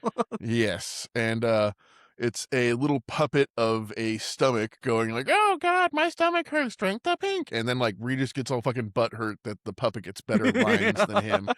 And then the puppeteer comes up, and it's Jim Dana Henson. Carvey. Yeah, it's supposed to be Jim Henson, but it is in reality Dana Carvey in his first role since Master of Disguise, and under so much makeup that you could not recognize him. And he's only literally for 2 seconds he's on screen. Yeah. It's like Dana Carvey's like, it's like they're gonna take my SAG card, man. I just need to be in something for 2 seconds to line, please. And then you get Tim Meadows comes up and tells Adam Sandler they're going to lose Dunkin' Donuts because they want Al Pacino to do the ad. And he says, "Remember, you didn't think we could get Matt Damon for the Radio Shack commercial?" And he says, "I was right." And you know what's funny about that is Ben Affleck and Matt Damon just did a bunch of Dunkin' Donuts commercials. Yeah. And this is the entire crux, I guess, like the main driving force of this movie. Get Al is that- Pacino in a Dunkin' commercial. yeah, because they're making something called the Dunkachino, and they want Al Pacino to get it, but the portmanteau doesn't work because it would be the Dunk Pacino. It wouldn't be the Dunkachino. It would be Dunk. Yeah. It doesn't even work on like basic level. Even at the end when he's singing it, it took me so long to figure out that it was his name, and I'm like, Yeah. oh, what? Yeah, no, the joke is Adam Sandler is really bad at his job, and like there's never any part of the movie that like negates that. He's No. just a terrible fucking ad executive. And he likes to And, cast himself a lot as some big successful version of some weird job. Yeah, CEO of something. Yeah. Yeah. Oh, and then also this thing within the meta itself is a Pepto ad, because as they're having this conversation, they're just drinking from a label out bottle of Pepto Right. between each Yeah, other. yeah. Says he has 1 month to make Al Pacino happen, and he chucks a Pepto. Nick Swartzen plays his assistant. There's a couple bright spots of Nick Swartzen in this movie. That's not enough. Nope. Says they're all set for their cruise the week after Hanukkah. And then he tells him that his sister switched her flight from noon to 4 a.m. And like he says, it's like something about jet lag, and like she's just completely wrong about like the fucking hour change difference. Right. Yes. Like that. So he wakes up to a 3 a.m. alarm, and his wife is fucking Katie Holmes. And I put in, my God, Tom Cruise really fucked her life up. Yep. No, like literally, like anything since Tom Cruise, it's literally just slightly religious, pure white mom of 2 to 3 kids. Yeah, and no starring it. roles, no nothing. Scientology kicked her all the way out. Yeah. But she tells him to be nice to his sister and remember to compliment her. So he's driving to go pick her up and repeating, "I love my sister, I love her shoes," over and over. Yeah. And this is something that will never happen. He shows up to a completely empty airport. I don't give a fuck what time it is. No, and it's like LAX too or something. Yeah. Like, or no, I guess it's. I mean, it is physically LAX because I recognize that fucking thing. But no, it's like I guess they're in New York or something like that. No, they're in LA. Remember. She comes. Oh, yeah, from they're New in LA York because to of the fucking Lakers. Yeah. Yeah, no, LAX is never empty. It's impossible. Like, fucking, no. I went there one time at 4 a.m. to do a fucking background thing of me just driving a car around the loop for fucking 4 hours. And, like, they didn't even need us. There were cars there already. That sounds exhausting. Oh, it was terrible. But you get an extra $300 if you bring a car. So nice. But yeah, the airport is completely empty. There's a sleeping janitor, and you hear a voice saying, "Well, I can't find him anywhere. Does he know what terminal it is?" And it's Adam Sandler barely changing his voice. Yeah, it's the best way I can describe it is if he really didn't care about the Asian grandma character in 8 Crazy Nights. Yes. Like the laziest version of that. You just don't talking like this because I'm a lady. Like it's like literally like that fucking level of fucking like changing his voice. It's like, got a little lit on everything. Like, yes. It's bad as fuck, dude. And I hope you like that voice because you're going to be hearing a lot of that over the next hour. The whole movie is some of that and then some of Adam Sandler going, "I hate you." That's pretty much it. She has 15 fucking bags that don't even match. And she says, "Mom always said better to have and not need." In the car, she brought her bird, who's her best friend. House is going to be full. Do you want to go stay in a hotel? And he immediately backs down on that and was like, "No, I want you to stay at the house. Never mind. Go fuck myself." Yeah. She's like, "Oh, okay, well, the hotel sounded nice, but if you want me to stay with you," it's just like, it's to the point where like in Norbit, everyone felt intentionally manipulative. She just seems like too dumb to exist in some ways. Like, yeah. You know what I just realized too? All right, so we get to their family dinner and the wife's parents are there and they're really weird, like waspy fucking And Alan Covert, who's in like Grandma's Boy and every Adam Sandler movie ever, is playing a homeless dude that they just brought along. We don't see those parents for the rest of the fucking movie, but we see the homeless dude over and over and over again. Yeah. And then he just disappears. Yeah. I think he's killing people in the background of this movie. Or they're just offing themselves to get out of it. But yeah, no, it's like she shows up to this family party like late because she's like sleeping the whole thing away. She fucked up the time change to begin with, and then it's like immediately being like the worst fucking guest ever. Yes, and just like, it's like, "Well, I want to sit next to my mother. Can you move?" Like, I always sit there. Move. And it's like, "Oh, you sit here." It's like, "Yeah, it's nice. No, I don't want to sit here. Move." It's just like... She does that a few times too. Yeah. Yeah. Yeah, she's got her fucking sweat shadow on the bed. I forgot about that. Yeah, and in a plot point that goes completely nowhere, Adam Sandler has an adopted Indian son, and the entire shit to himself. Yeah, I don't. That's it. That's the kid's whole bit. You would think at some point it would become like, "Oh, thank God he taped stuff to himself or something." Yeah. Nope. Or there's something where it's like, "Oh, he does that because of this trauma or some shit." But no, it's just, he just does it. No one stops him or comments on it or anything. Yeah. Seems pretty normal besides that. Like, he's like quick and witty and shit and talks shit to his dad all the time. So it's just, yeah. Just will tape shit to himself during the course of any dinner. Like it's yeah. I think at the end of this dinner, he's got like a leaf, chicken turkey drumstick on his chest, and then the salt shaker. Yep. She just strapped to keeps his head like adding a more and more unicorn. shit. We get a recurring bit where she feels like she'll like reference a movie and everybody will be like, oh, you mean this? And she'll be like, no.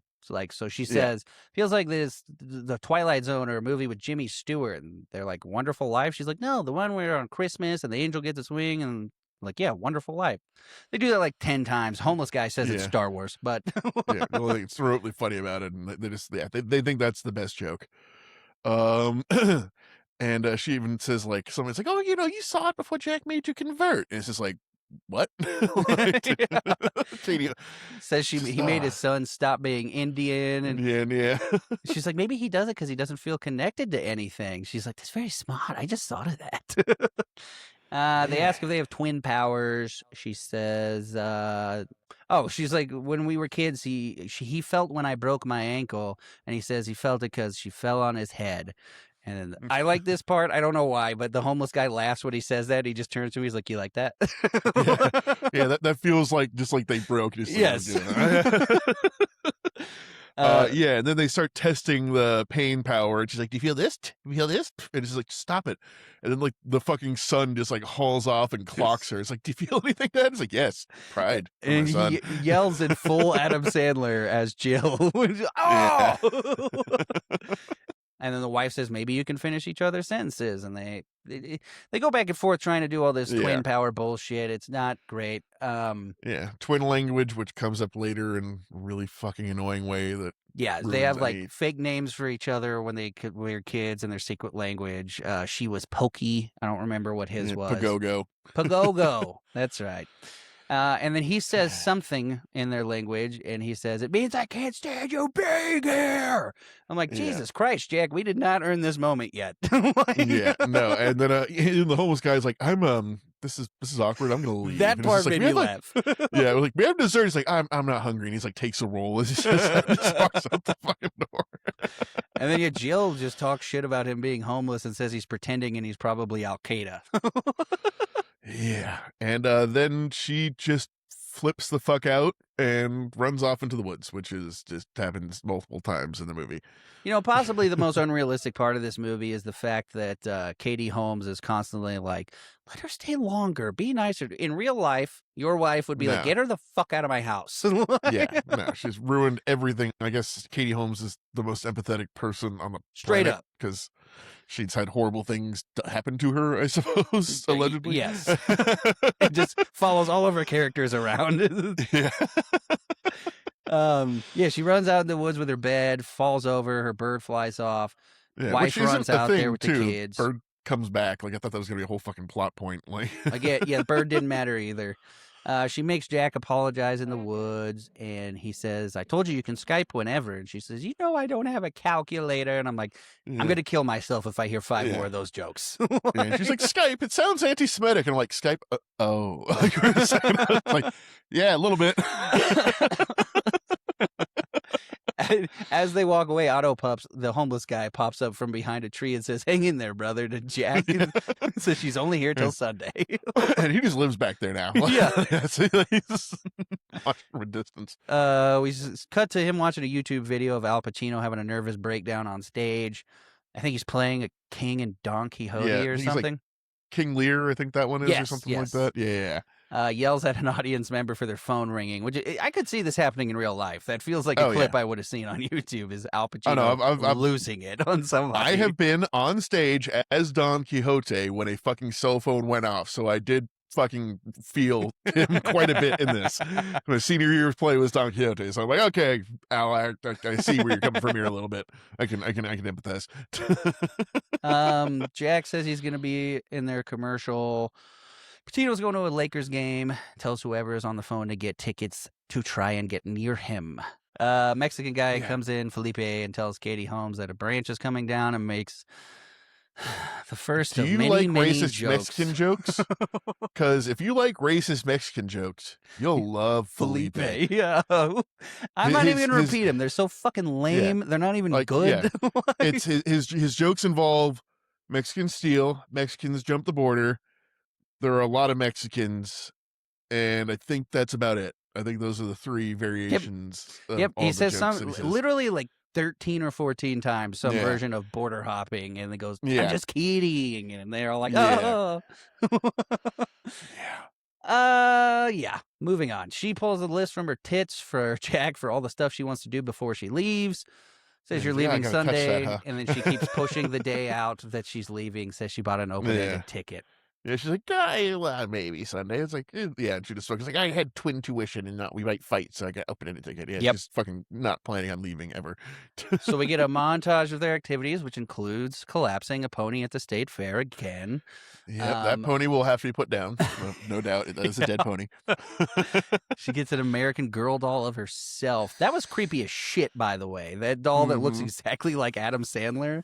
Gross. Yep. And then gets on The Price is Right with Drew Carey, who I've found out recently that young people have no idea who he is anymore, and that made me feel old. I guess I can't think of any reason anybody would that's below our age and didn't watch Whose Line growing up. Yeah, Drew Carey, Whose Line, Price is Right, and the fucking 8 like Venn diagram for people who watch that and people go to bed at 6:30 and have dentures is just a circle. Jack is now watching Scarface, planning his Dunkin ad while Jill randomly, because she won a bunch of shit from Price is Right for knocking herself out, comes from underwater flying out of his pool on a jet ski. Again, horrible house guest. Yeah, she's like, don't break my pool, and just like fucking wrecks his fucking patio furniture. It's like $5,000 probably to replace that set. Absolute piece of shit. And you're in LA. You could have just went to the ocean. Yep. They go to the movies, and we get like a really way too long scene of how they're like in sync, you know? Well, okay, but you know the purpose of this scene, right? Like the physical purpose of it. Across this scene, at any given time, there are 6 Coca-Cola logos on each of the products facing out. So and probably a good AMC ad here. But yeah, they choke on a kernel at the same time. He starts trying to laugh different from her, and then they scratch their crotches, look left and right, fart. It's really fucking over the top. Jill answers the phone and starts obnoxiously talking in the theater, and then Jack yells at her just as obnoxiously, and then the whole family fucking leaves.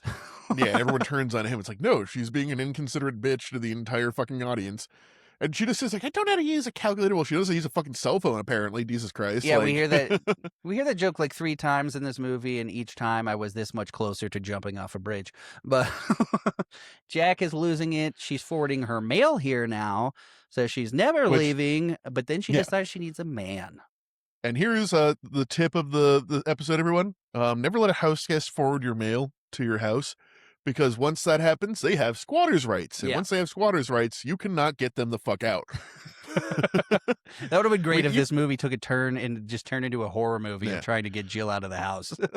And, you know, like cops won't kick squatters out. But, you know, I mean, they'll come and evict you, even though both are a civil matter. And they say they won't do the first one because it's a civil matter. When the banks tell you to do it, oh, yeah, get the fuck out of the house. Yep. Anyways, that's my fucking soapbox for the moment. And it's in LA, so it's very close to home for him. Gary asks why she doesn't have kids when they're at lunch. It's supposed to be like a sad, touching moment where she says her equipment is functioning, and she gets a reminder every 30 days or so. To a child, she's saying this. But she was never married. Everyone loved Jack, and she always kept to herself and made sure her grandparents were okay. Yeah. Almost sad if it wasn't for the talking about your period to a little boy. Yeah. And also the whole keep to yourself thing, when like it showed in fucking high school, she was just like fucking insane and like actively assating people. Exactly. Yeah. You didn't keep to yourself at all. You were assaulting his fucking girlfriend. Me. Yeah. You're a psychopath. Sophia's asked if she liked boys, and she said they just never liked her back. And Sophia says her friend's mom dates boys she met on the computer. And she says she doesn't know how to work a robot. And then I threw my mouse across the room. And Jack jumps in and says, let's show her. And the bird says, I need a man. They set her up her, what is it, like soulmate account or whatever it's called. It's like they can't do the real ones, even though they fucking show the real ones. Right. Fucking Craigslist, like, they show just what about fine. Match.com? Yeah. Well, it's sponsors. You know, it's all more sponsors. But Her profile picture. Well, before they make a little slight Indian racist joke about how the Indian kid should be good at computers because he's Indian. Yes, they do a whole ranking of Jews are at number 3, Germany is 4, so watch out, everybody. Yeah. And we see a horrible Shaq commercial randomly. Which I believe in my heart of hearts he would do. He did the general commercials. This is not a stretch. Jack asks whose idea was the wig. Shaq's wearing a wig in the commercial, and he's like, "It's great. It doesn't look like Shaq at all." You're kidding though? Like some weird ass fucking meme Shaq shit that would fucking make so much more ad generation than fucking it would. Like, anything. Yeah. Like why? It's like when Michael Jordan had the Hitler mustache. We were still talking about that. Tim Meadows comes in with Lakers tickets. Tells him he's got to make the Pacino thing happen. Asks about the twin. Asks if they're identical. And then Nick Swartzen says, nocturnal, like a bat. And then he's like, okay, I'll pack my stuff. Like that happens like a few times in this movie. Yep. Jill's in bed with a mountain of tissues. Says the blinking thing never blinked. Nobody liked her. And Jack actually shows a bit of sympathy for once in the fucking movie. Yeah. And then puts a fucking ad on Craigslist. George, the little tape kid, catches him doing this. And he's like, you're not going to tell anybody, are you? And he runs off with a bird taped to his back. What the fuck is this movie? Wow. And then the next morning, she's got over 100 responses on the computer. Does the whole bit with It's a Wonderful Life again, but with Pretty Woman. Yep. And then we need the late, great Norm Macdonald shows up as her date, a.k.a. Fun Bucket. Yes. And at first he seems like kind of excited about it. Well, at least excited that it's not Adam Sandler, but like as she descends the stairs, his face just like drops. It's funny too, because they like close-ups on Jack's face and he looks like, oh, she's beautiful. And then it cuts to Norm and he's like, ah. She's talking a mile a minute at dinner and because she's nervous, and then he immediately goes to the bathroom. And she is sitting there when the food comes up and is like, oh, he just wanted some air, and goes into the men's room to look for him. Looks for him, opens the stall door, he's not there. She's like, oh, he must be gone, and like walks outside, and he's just like Spider-Man clinging to the fucking light fixture above. Honestly, I really wish we got more Norm Macdonald, because he only had like 2 lines, and he's, now that he's dead, like it sucks that they didn't use him more. But she comes home, starts crying and screaming when everybody asks how it went, and runs upstairs. And I'm like, why does Adam Sandler have nice legs? I think you put on high heels and pantyhose and shave. I think for most people, and some self tanner probably, but yes. Not that I would know anything about that. Shut up. When it happens, Jack says, "I'm an idiot," and the wife says, "Why?" And George says, "You're busted." And we just skip all past that. He never really gets any consequences for any of his actions, and we go straight to the Lakers game. Well, Katie Holmes has to be a character with like feelings with and like emotions agency and thoughts. To do anything. But no, she's a little housewife, and everyone should feel happy and good all the time. Because the part of my brain that feels sadness was surgically removed by the Scientologists. I wasn't allowed to scream during my childbirth. That's real. I was kept in a cage in the backyard. No, the not screaming during childbirth thing was real, though. The cage was real, too. Yep. It's really fucking horrifying what happened to her. I know. She's in a fucking Adam Sandler movie. Yeah, Jack takes her to the Lakers game as like an apology. Says in their special language, I'm going to choke on my own vomit as they leave. Yeah, then we close up on Johnny Depp and Al Pacino, and this is the second time we've had Johnny Depp at a Lakers game fucking cameo. Forget what the other one was, but he's definitely been, we've seen him in something. I can't remember what it was. Yeah, him and Jack Nicholson is kind of a recurring thing. Yep. Jack Nicholson just lives at Lakers games. Yes. Like I think he just has like a small apartment underneath like fucking one of the ends of the fucking like under one of the hoops, and just like comes out of his fucking sewer hole like whenever they fucking play. But Al Pacino sits next to him in disguise and says he's doing research and doesn't want anyone to recognize him. And then the Megatron zooms in on him and says Al Pacino in huge letters. Jack and Jill come up to him, and he won't even acknowledge them until he tells a story about how they were at the movies once together, and he knocked over his popcorn, so he called him Popcorn. Yeah. And says he looks like Bin Laden, and then he just zeroes in on Jill and won't look at anyone else and is talking to her. He's like, Dulcinea. And she's not impressed by him at all. No.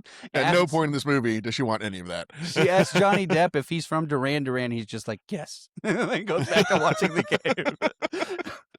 And then we cut to Kobe doing a fucking sick 360 dunk. And I'm like, we put Kobe in this piece of shit too? Rest in peace, Kobe. So many people in this movie are dead now. I know. I'm just saying, man, to like any time that you throw something really far and get into a small little target, you still have to say Kobe. Yes. Yes. Not saying LeBron. Fuck that shit. No, never. Pacino is making eyes at her from across the fucking court and sends her over a hot dog with his phone number and says, call me. And the ride home, Jack is over the moon because of it. And again, she's so not into it. And this line I know was in the trailer because it made me puke in my mouth again. It said, all he wants to do is play Twisted with your sister. It was horrible. And then she implies she's staying through New Year's. And he causes him to crash his fucking car. Yes. Yes. He like does like a 360 crash and just continues driving. They go to a Morton Steakhouse and show up to a surprise party, and you proceed to see so many problematic people in this scene.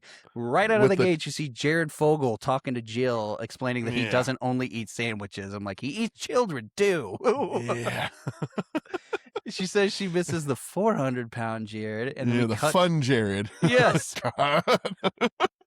We cut from him to the ShamWow guy, the slap nuts guy that ended up doing meth and beating up a hooker. And I think that might have been before this. I was wondering that, dude. I didn't feel like that was pretty sure. It might have been the same fucking year, but they were not far apart. Jill's basically the life of the party here, though, and Jack anchors her to Nick Swardson by telling her that Nick Swardson is an atheist. To which John McEnroe comes out of the crowd and starts yelling at him for being an atheist. Like it's the whole crowd again. It's like, boo this man for being an atheist. I'm guessing they're just friends. Like, it's just randomly they met one day because they're both rich white people and fucking hit it off. Yeah, I mean, he was in Mr. Deeds, and then the bit got real old. But then they bring out the cake song, Make a Wish, and she gets really sad that there's not two cakes. Mom and Dad always got them two such cakes. A bitch about it, dude. It's just like it's like not even like to him. It just says like happy birthday with like, and it's huge. It's like the size of both of them and like dozens of candles. Yeah, like, A, she should have picked up on the fact that this party wasn't planned for both of them. Yeah. And B, when you're making a scene at every single public gathering about how people aren't focusing on you, you're the asshole. Yeah. And she runs off to like go have another like dramatic cry like somewhere, and then is like fucking intercepted by Al Pacino in a trap. Like it's just like he was waiting. Like he knew she was gonna come into this fucking room at some just point. watching Devil's Advocate, I was only looking at him through sinister eyes. Like, oh, he's still the devil. Shit. Okay. Yeah, straight up. Yeah, it's like not even like he's just standing in a room waiting for her. He has a lounge chair and an ottoman and a cigar and brandy and a lamp next to him. Like that, we're not in this room previously. He brought these things with him. So after fully not being into him, she agrees to go off with him. He can't figure out where his house is, so he hits a panic button. He promiso her a cake. That's how she gets her. Yeah, says they're going to a bakery. This doesn't look like a bakery. Oh, he goes a bakery inside. Yeah, he goes in. He has a personal private bakery in his house. Lets her pick her own cake. Makes her happy. He's happy that he made her happy. And then he comes out in a hoodie and jeans, and nothing has looked more wrong in my life than Al Pacino in a hoodie and jeans. And he tries to explain Don Quixote to her, but she's thinking of Quasimodo. And then he has the chef come in to play stickball indoors with her. He keeps getting handsy with her, and she keeps saying stop. And then this part was kind of funny. She hits the ball and kills his Oscar and says, I'm sure you have others. He's like, you'd think so, but no. I mean, dude, my dad's got 5 Emmys in the other room, man. How does Al Pacino not have more than one Oscar? That's not okay. But he falls in love immediately, and she's totally not into it, says you're gross, and leaves. And then Felipe's back and hears a bird mimicking Jill in the woods and finds her asleep out there on a twin bed while the homeless dude almost eats her bird. That's pretty much all that happens here. Yeah. And then this scene is about where I lost it, dude. This is where I couldn't watch it anymore. If I had a choice, I would have shut it off. And is the grandma It's Is that him. Adam It is Sandler? no, Okay, no. okay. I think it's Felipe. Yeah. I think it's the guy that plays It's Felipe. Okay, because I can tell it's like that's not how humans look. But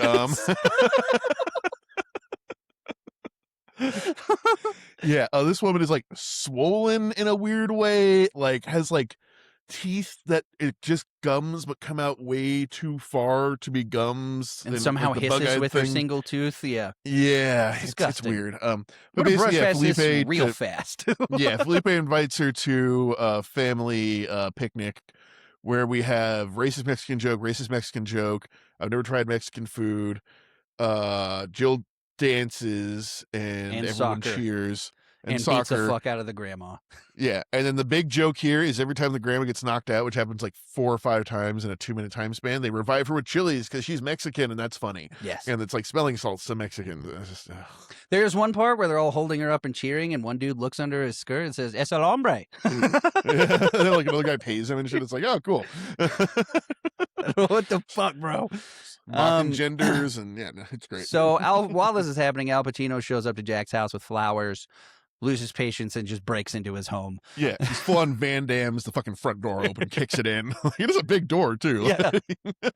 He walks around his house looking for her. He's like, "Where is she?" Yeah. Fucking lays on her sweat stain. It's fucking. She left. She's like, she leaves a scent. Yeah. He gets violent with Jack and shoves him and basically says, "Get me the girl." He's like, "Well, that's a little weird because that's my sister." And again, he for a moment is defensive of his sister. And he's like, "Get her or I'm not doing the commercial." He's like, "Okay, cool." Mm-hmm. Felipe drops Jill off and she farts because chimichangas while he tries to tell her he likes her. And she runs inside and just... Yeah, and he thinks it's a problem. He's like, oh, you're dumping chimichanga bombs. I understand. I hate it. I fucking hate this. And then a Like, whole conversation... Do you think Felipe felt bad, like, inside? Like, do you think, doing like, this part?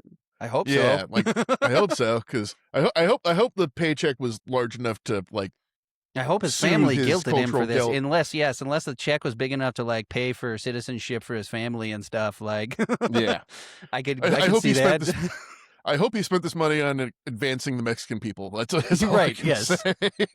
Half of As this didn't go to reparations fucking, for like- his part in this movie. Half of this didn't go to putting like Mexican kids through college, even of his own. This is fucking not okay. He talks to her through the door while she rips ass, and opens the door Yeah. while she rips ass, and lights a candle while she rips ass, and convinces And then her opens to in a stay and come on window the cruise. and opens another window. Yeah. And yeah, fart joke. Now they're on the cruise together. Al Pacino's calling. He says he'll call him back later. The kid has a lobster taped to himself. He finally calls Al Pacino mid-play, and he stops and answers while on the stage. Yep. And Jill is not interested, so he does the Jill voice for him, says she's not interested, and he says, "I can smell horny from here. I'm coming to get her." Yes. Oh, and also, who's on stage with him? Bruce fucking Jenner. Jenner. And I say Bruce Jenner because he was Bruce This was Jenner. Bruce Jenner. No lines either. No. Just there. He's just part of the play. And he even says his play doesn't matter. It's got fucking Bruce Jenner in it. Back on the cruise, Jill asks why his kids can't get jump rope because we were double Dutch champs, and then they play It's Tricky while we have a whole double Dutch scene with Adam Sandler with himself. To be only there for the trailer moment. Yep. That was it. Yeah, it wasn't funny at all. Like, I'm not being shallow here. There was no part of it that was meant to be No. funny. No, there's no joke. There's no payoff to this later. They don't fucking double Dutch to fucking save the fucking orphanage or Right. anything like that. It's just, Same as the I guess tape. Adam Sandler. Nothing matters. I guess Adam Sandler knows how to jump rope. That's like the only thing I can take away from this. Like, Yes. he just wanted to fucking put it in the Well, movie. no, because there's a part where there's absolutely 2 stunt doubles that are brown. Oh, yeah. Oh, yeah, no, the amount of times, like, there's like a fucking another buff dude in the already buff Jill fucking costume Right. is insane in this fucking movie. He tells her to go put on something nice tonight. There might be a handsome surprise for her. And she's like, okay, it's not Al Pacino, is it? And he's like, fuck you. Just loses his Yeah. shit on her. And the bird's getting doesn't- drunk. Yeah, and she doesn't understand why. And basically, he has the great idea that, well, if we can't get her to go. I'll just dress in drag as my sister and go and take Pacino dick in her place. Yeah. Full Miss Doubtfire, but for all the wrong reasons. He goes into the bathroom, shaves his entire body, puts on a bra with cantaloupes, a wig, one of her dresses, and would you believe it? He looks exactly like her. The attendant in the bathroom waves him over when he comes out and fixes his tits, and there's a chef's kiss. And that's important for later. Could you believe I would say that after that? Yeah, Pacino's like, meet me on the port side of the boat. She's like, I'm fucking here on the port side. And then like a fucking metal ladder from a helicopter like strikes him in the head, which yet again probably would have killed him. That's like a lead weight dropping him like 50 feet onto your head. And he says like Pacino's up there in a fucking helicopter with his chef again for some reason. Apparently they're homies. And just like, climb up, and just like, this seems unsafe. It's like, no, the landing's safe. You climb up and takes off. Boys and girls. Still on the ladder. Yeah. And I don't know if any of y'all have ever tried to climb a rope ladder. It's not easy if it's like tiny and not well made. Yeah, like which this wide on a moving fucking helicopter too. Yeah. And apparently he just has a castle nearby. And now he's dressed like how I imagine Al Pacino dresses in his home life, with a black and red kimono, like he is Satan himself. Yeah, and he's putting on the moves and trying to schmooze her with like all this like food and wine and like, and I guess Adam Sandler's into it because he's pretending to be for the sake of the thing. But even then, like, and then the creepy part happens, which is the thing that I always hate to hear is, are you ticklish? Which is always the worst question because there is no answer to that question where you will not get tickled. Yeah. Other than if you come towards me right now, I will punch you in the fucking throat. Yeah. Or I will shit my pants and you will clean it. One of the two. Yeah, he goes to tickle it, makes him lift his arms, and he goes full Adam Sandler and goes, stop it! He goes, what was that? It was powerful. It came out of you and kind of turned on by it in a weird way. Then he says like some really fucking sad shit in it. Like it's like that like she's like, well, again, fucking yet again, it's fucking pronouns are difficult here, but Adam Sandler as his sister, he's telling Adam Sandler that like, I believe that you are the person who will bring me back to sanity. I'm losing my mind. Right. And he literally says like, I go to try to find my children and I can't find them, and I end up in lemon trees and I'm talking to them like, oh no, Al, you have dementia. We need to do something about this. This is not okay. We need to go get you some. By the end of this, he's full blown dementia. Yeah. So he always in characters like, I don't think that's what this is. Actual Jill is asking Jack's wife where he is while she works out with the buff dude from Beer Fest. I don't know if you noticed that. I noticed that. Yeah, I'm like, am I being racist against German buff dudes, or is that? And she's like, throw on a couple more plates the whole time she's talking. And like they're struggling in the background to fucking lift it. And shit. And the wife assures her that Jack invited her because he didn't want her alone on her first New Year's Eve without their mom. And she's like, oh my God. And like calls. And when she calls, Jack/Jill is drunk and dancing with Al Pacino while she apologizes on the phone. But then she hears Al Pacino and says, please tell me you're not doing what I think you're doing, and then I'll know the real reason you invited me. I'm like, we need to be concerned for other reasons right now. Because this is a problem regardless. Yeah. And how far was he going to take this? Like, what? Like, would he let Al Pacino get to second base? Third? What happens then? She hangs up and cries, and then that same attendant from earlier waves her over and does the same thing, and she fucking Superman punches him through a door. Yeah, like more on our fucking superhuman women fucking scorecard tonight. Jack is getting aggressive as shit with Al Pacino for talking shit about Jack, and slaps the shit out of him. Al Pacino's saying like, oh, like fucking Jack's a hack and he's terrible at his job. Calls him a sycophant. Yeah. And he runs at him with a broken bottle. And then Al smashes her over the head with a chair. And this is 1,000% what I feel like Al Pacino dates are like. Yeah. It's like, I'm sorry, you came out with a bottle. I had to defend myself. Are you okay? He's concerned. And then Jill asks him, why do you want me? And it gets like deep for a second where he says, I see an angel with a broken wing. All the glory and accolades went to your brother, and yet you find happiness. And Jack has a moment where he's like realizing, oh shit, you're right. I'm a piece of shit. Mhm. And then Al Pacino starts singing to her and says, I'm taking a different part than the commercial. And he runs off to go fix things with his Yeah, no, sister. the whole thing, it's like, oh my God, you got me there. You're Dulcinea. Shit, I gotta go call someone. Like, it Yes. runs away. Like, doesn't even care anymore. Just used her as a fucking like prop to fucking get better. Yeah, depth it into took this Al role. Pacino saying two things for him to realize he's being a pretty bad human being. Da, da, da, da. Jack is walking around in everything but the wig still. He still has the cantaloupes and everything. She's not answering the phone, bangs on her door, and his entire family comes out to see him in a dress and makeup and cantaloupes. And No comment. she says, Jill was right. You are a widow, a weirdo. And I'm like, a weirdo, Katie Holmes? Your husband is in makeup and a dress. For Almost Al banged Pacino. Al Pacino. Yeah. Says Jill went home, and then we get a sad little song while Jill walks into her tiny cold house in New York. Holding a picture of her mom, goes into a New Year's Eve party alone, talking to the picture. Really sad shit, and sits at a table all by herself with this picture. And then we see Yeah, David apparently- Spade with sick tits. Yeah. No, like it took me, I'm gonna say a good 45 to 60 seconds to realize it was not just a Midwest woman.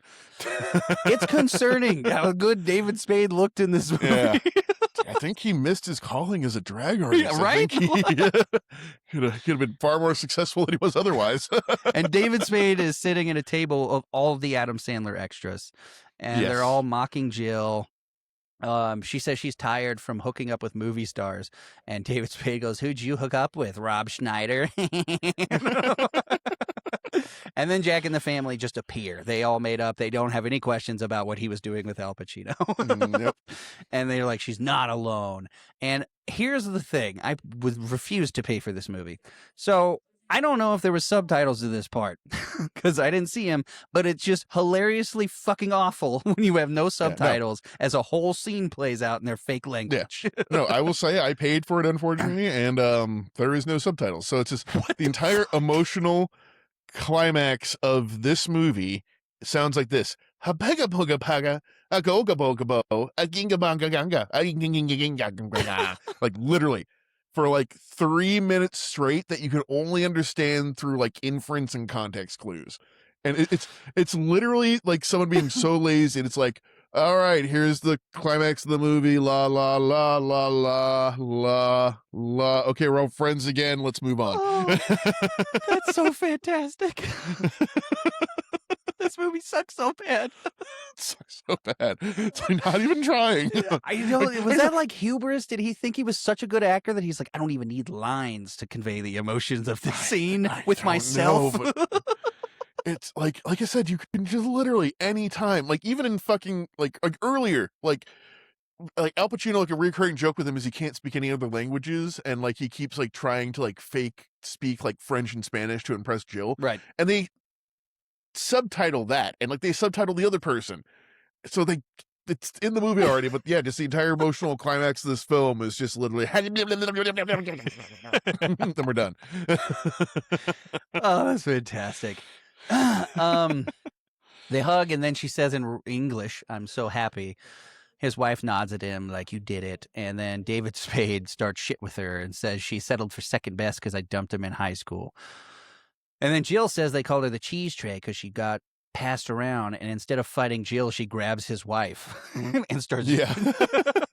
You see Jill, she ain't starting to fight with that. You see what happened right after. Yeah, she gets Jill jumps in and whips the fucking shit out of her, and then Al Pacino comes in full character with a shield and a spear, and I put in all caps, "What the fuck is going on?"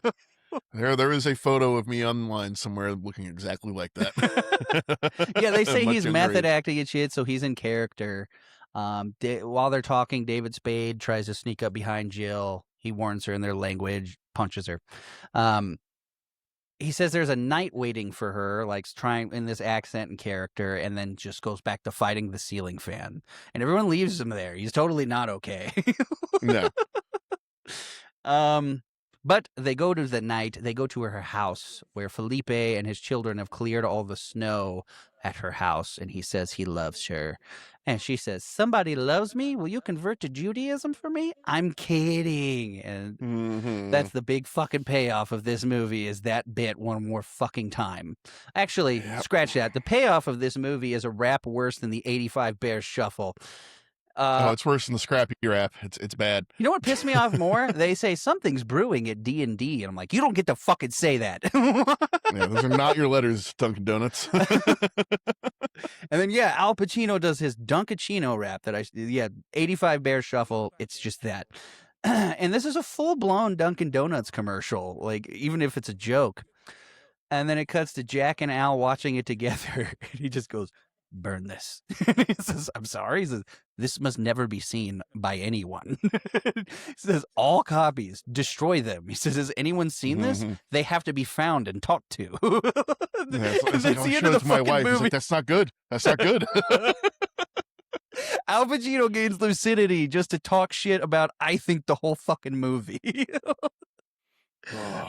That's the end, and that was the best part of the whole fucking movie.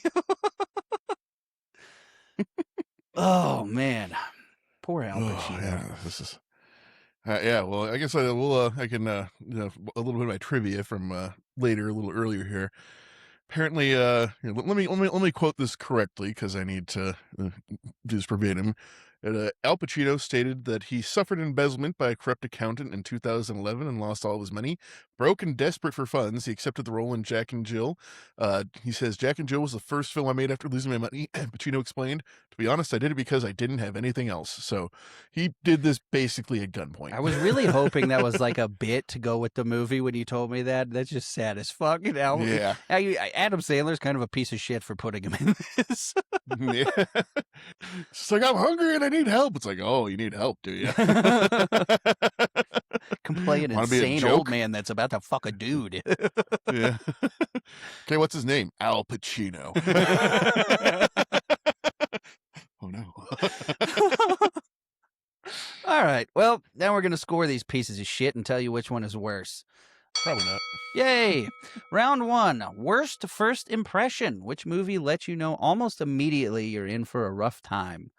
Norbit has the broad caricatures and chaotic tone. Jack and Jill has an extended Adam Sandler inside joke. Which opening creates less confidence?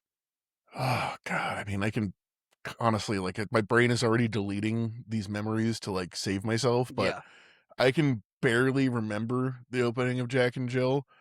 I can blatantly remember the racist yellow face and "we can't give these away" jokes from the fucking start of Norbit. So I think if we're going by fucking worst opening, I'm gonna give like a fucking 8 to Norbit and like a 4 to Jack and Jill because I can't even fucking remember what the opening was at this point. Oh shit, I gotta write this down. I just talked about it and I can't fucking remember it. I went 10-9 and gave it to Jack and Jill. They both fucking sucked.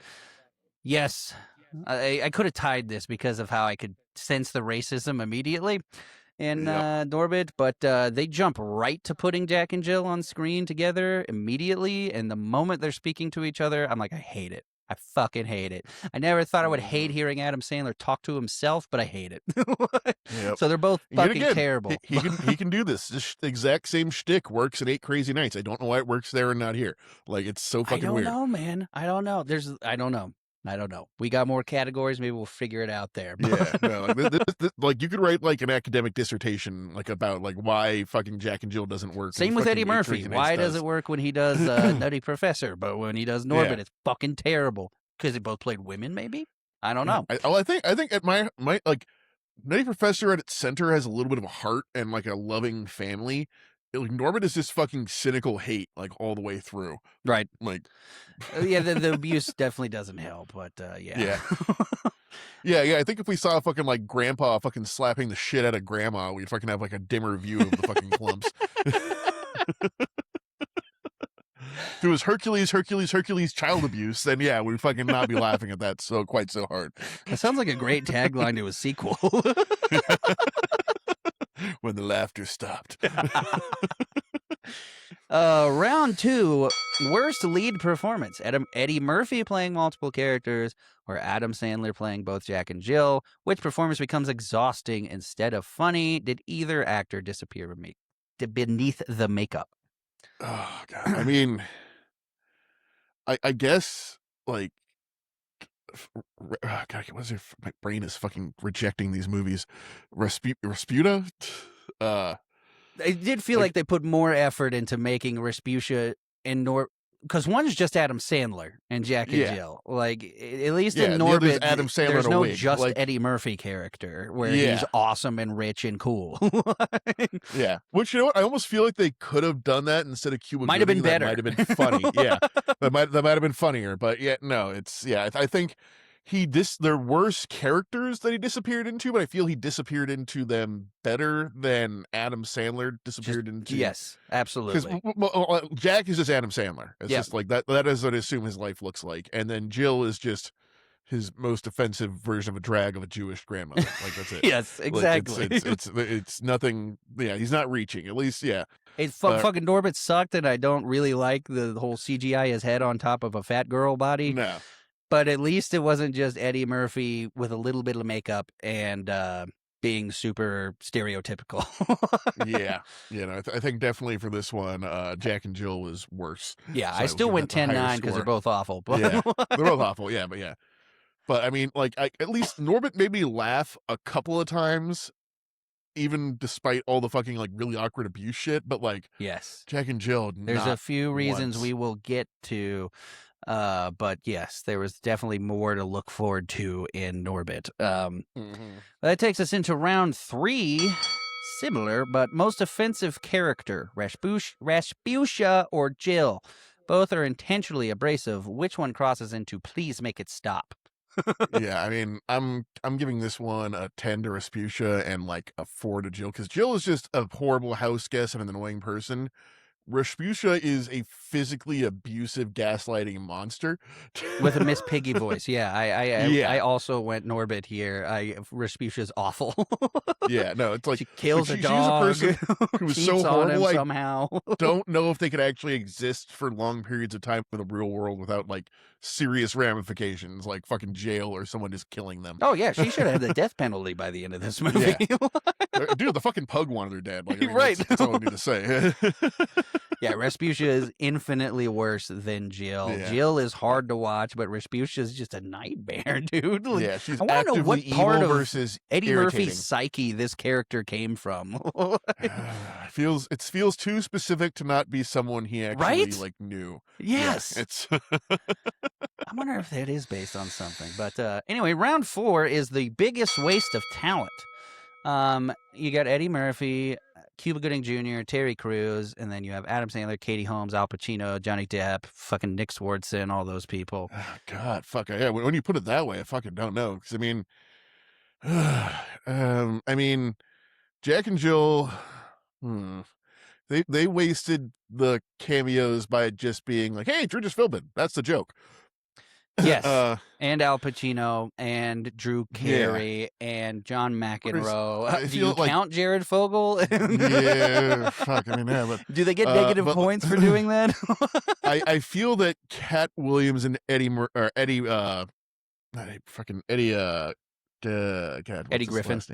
Eddie Griffin do so much heavy lifting. That's what I'm saying. I don't think they were a waste at all in that movie. I think they're the only reason that movie was tolerable.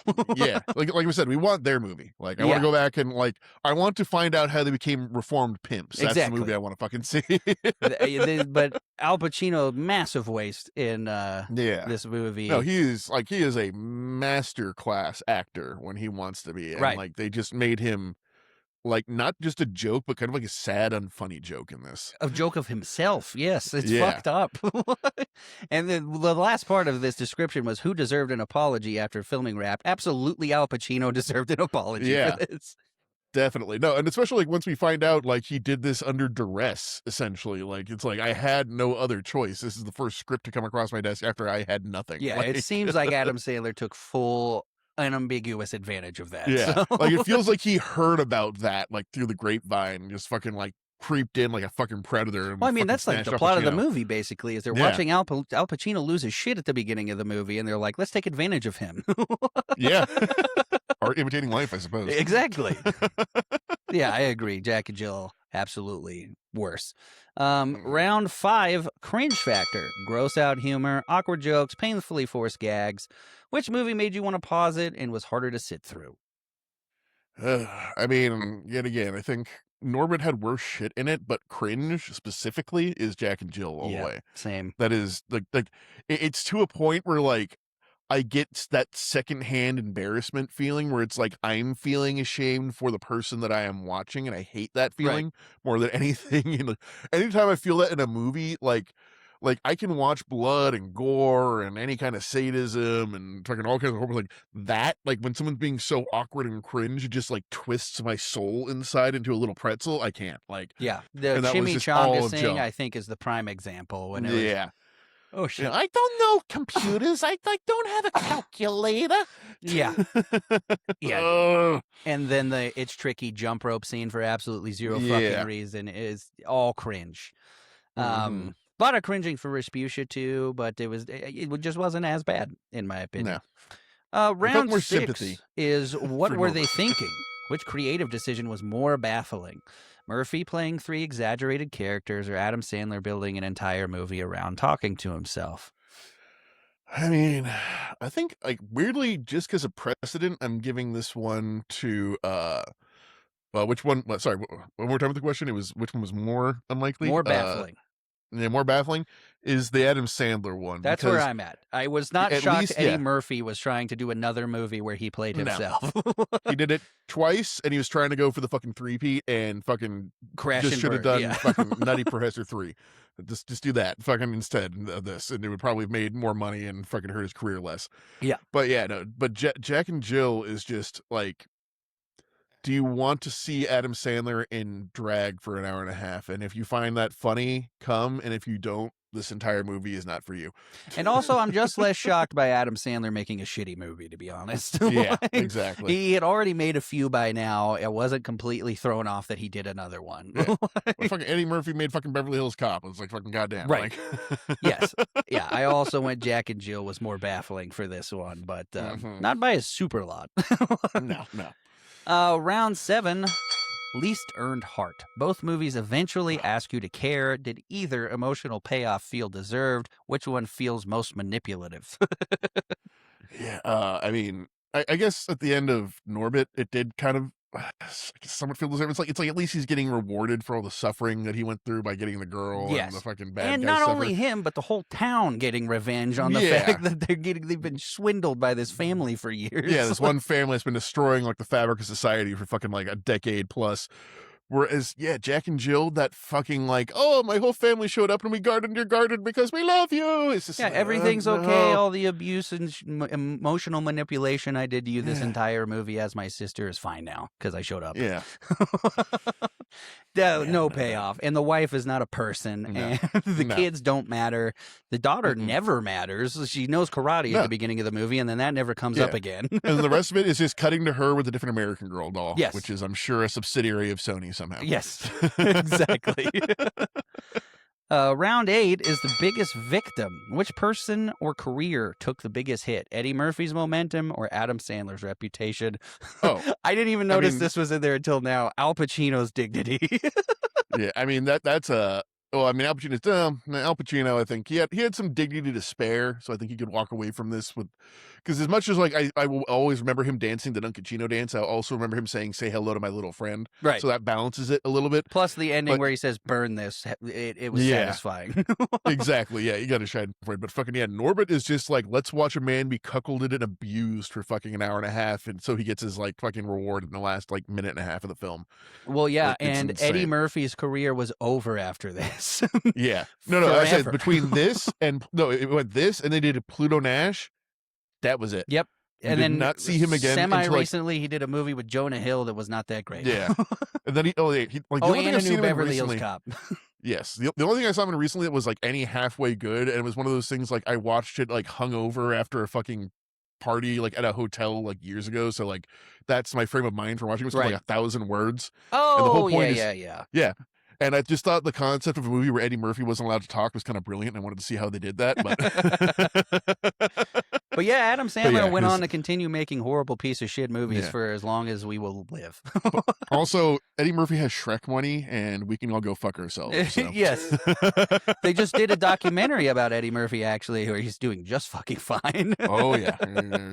I shed not a single tear for Eddie Murphy. That man is doing A-okay. Round 9, recurring round for this type of matchup. Not even so bad it's good. Some disasters become entertaining, others are simply exhausting, which fails to even be a guilty pleasure. Tell you now, I tied this. Okay, you tied it. I say I mean, I think Norbit was superior in this one. Like I said, there's mainly Cat Williams and Eddie Griffin. 90% of what I thought was fucking good came from them directly. Yeah. Terry Crews is kind of funny, but like he didn't really have anything to do in this. So they just kind of fucking used him as like a meat wall, and like that was his entire character.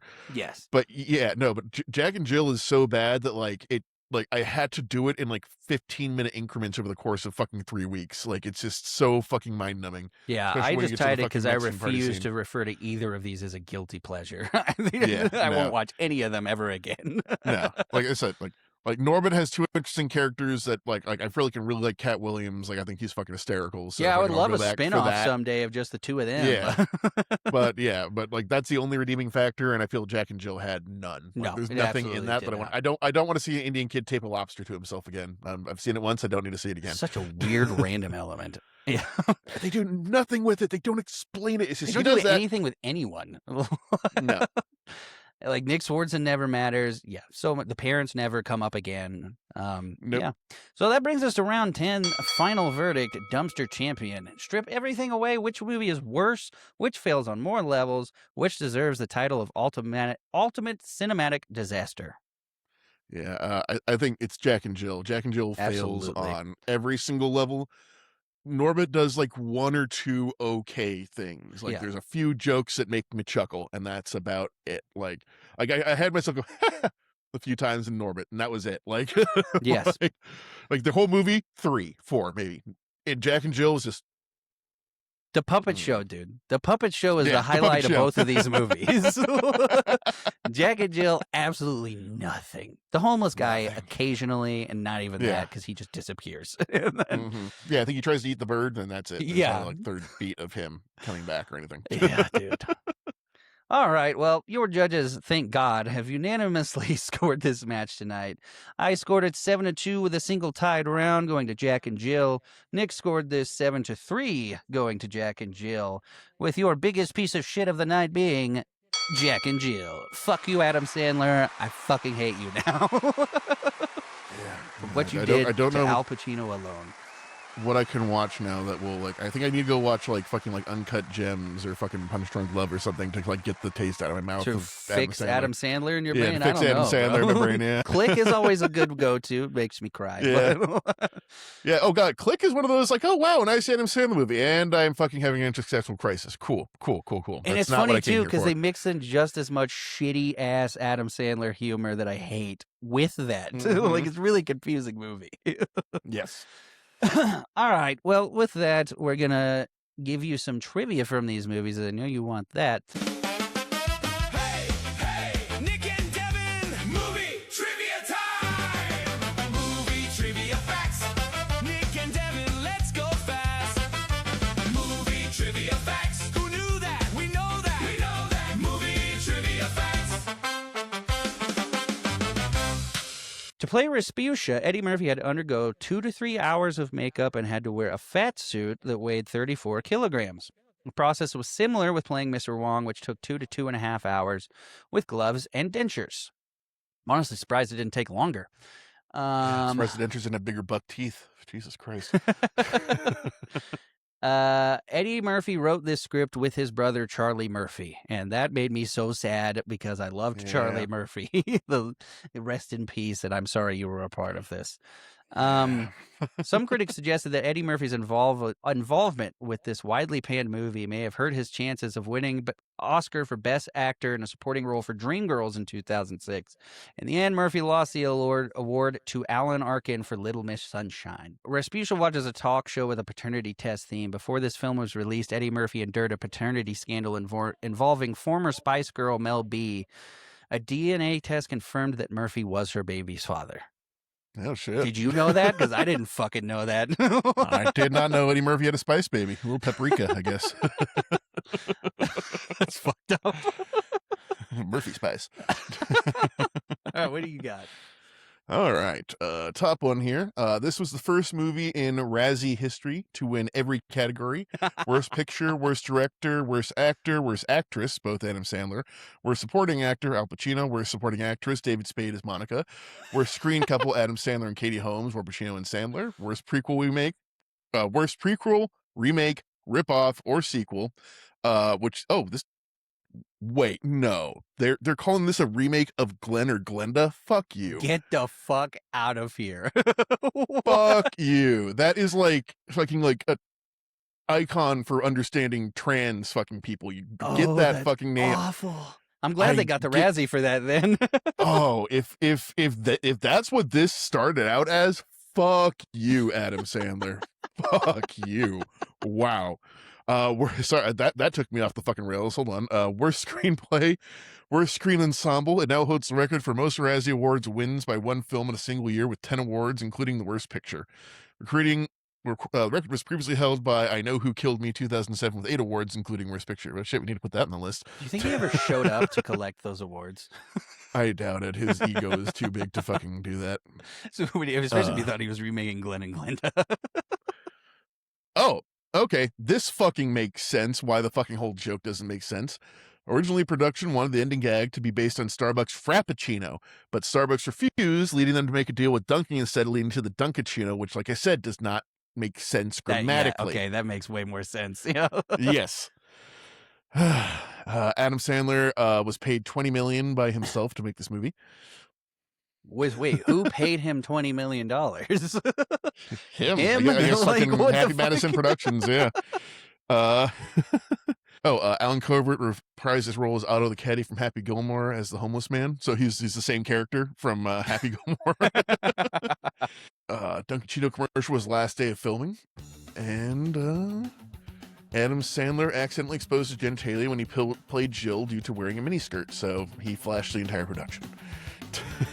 Oh, wow, he can completely fuck himself after learning all those facts. Yeah. Especially the Glenn and Glenda thing. Yeah, That dude. is so fucked up, dude. God damn. Oh, that's terrible. All right, well, even with the hiatus, we are only on week 3 of the cycle where it was Nick's turn to pick, and now it's my turn to pick a matchup. So I hope I don't regret this, but I'm doing Rush Hour 2 versus Shanghai Nights. All right. We can turn our brains off for this one. I'm done. They for that. connected in my brain to begin with, and then I found out Donnie Yen plays the bad guy in both of those movies, so it connects perfectly. Yeah. We got Ip Man as the bad guy in both of them, so... And I can explain how I had to explain to Mormon what bondage was because of one of these movies.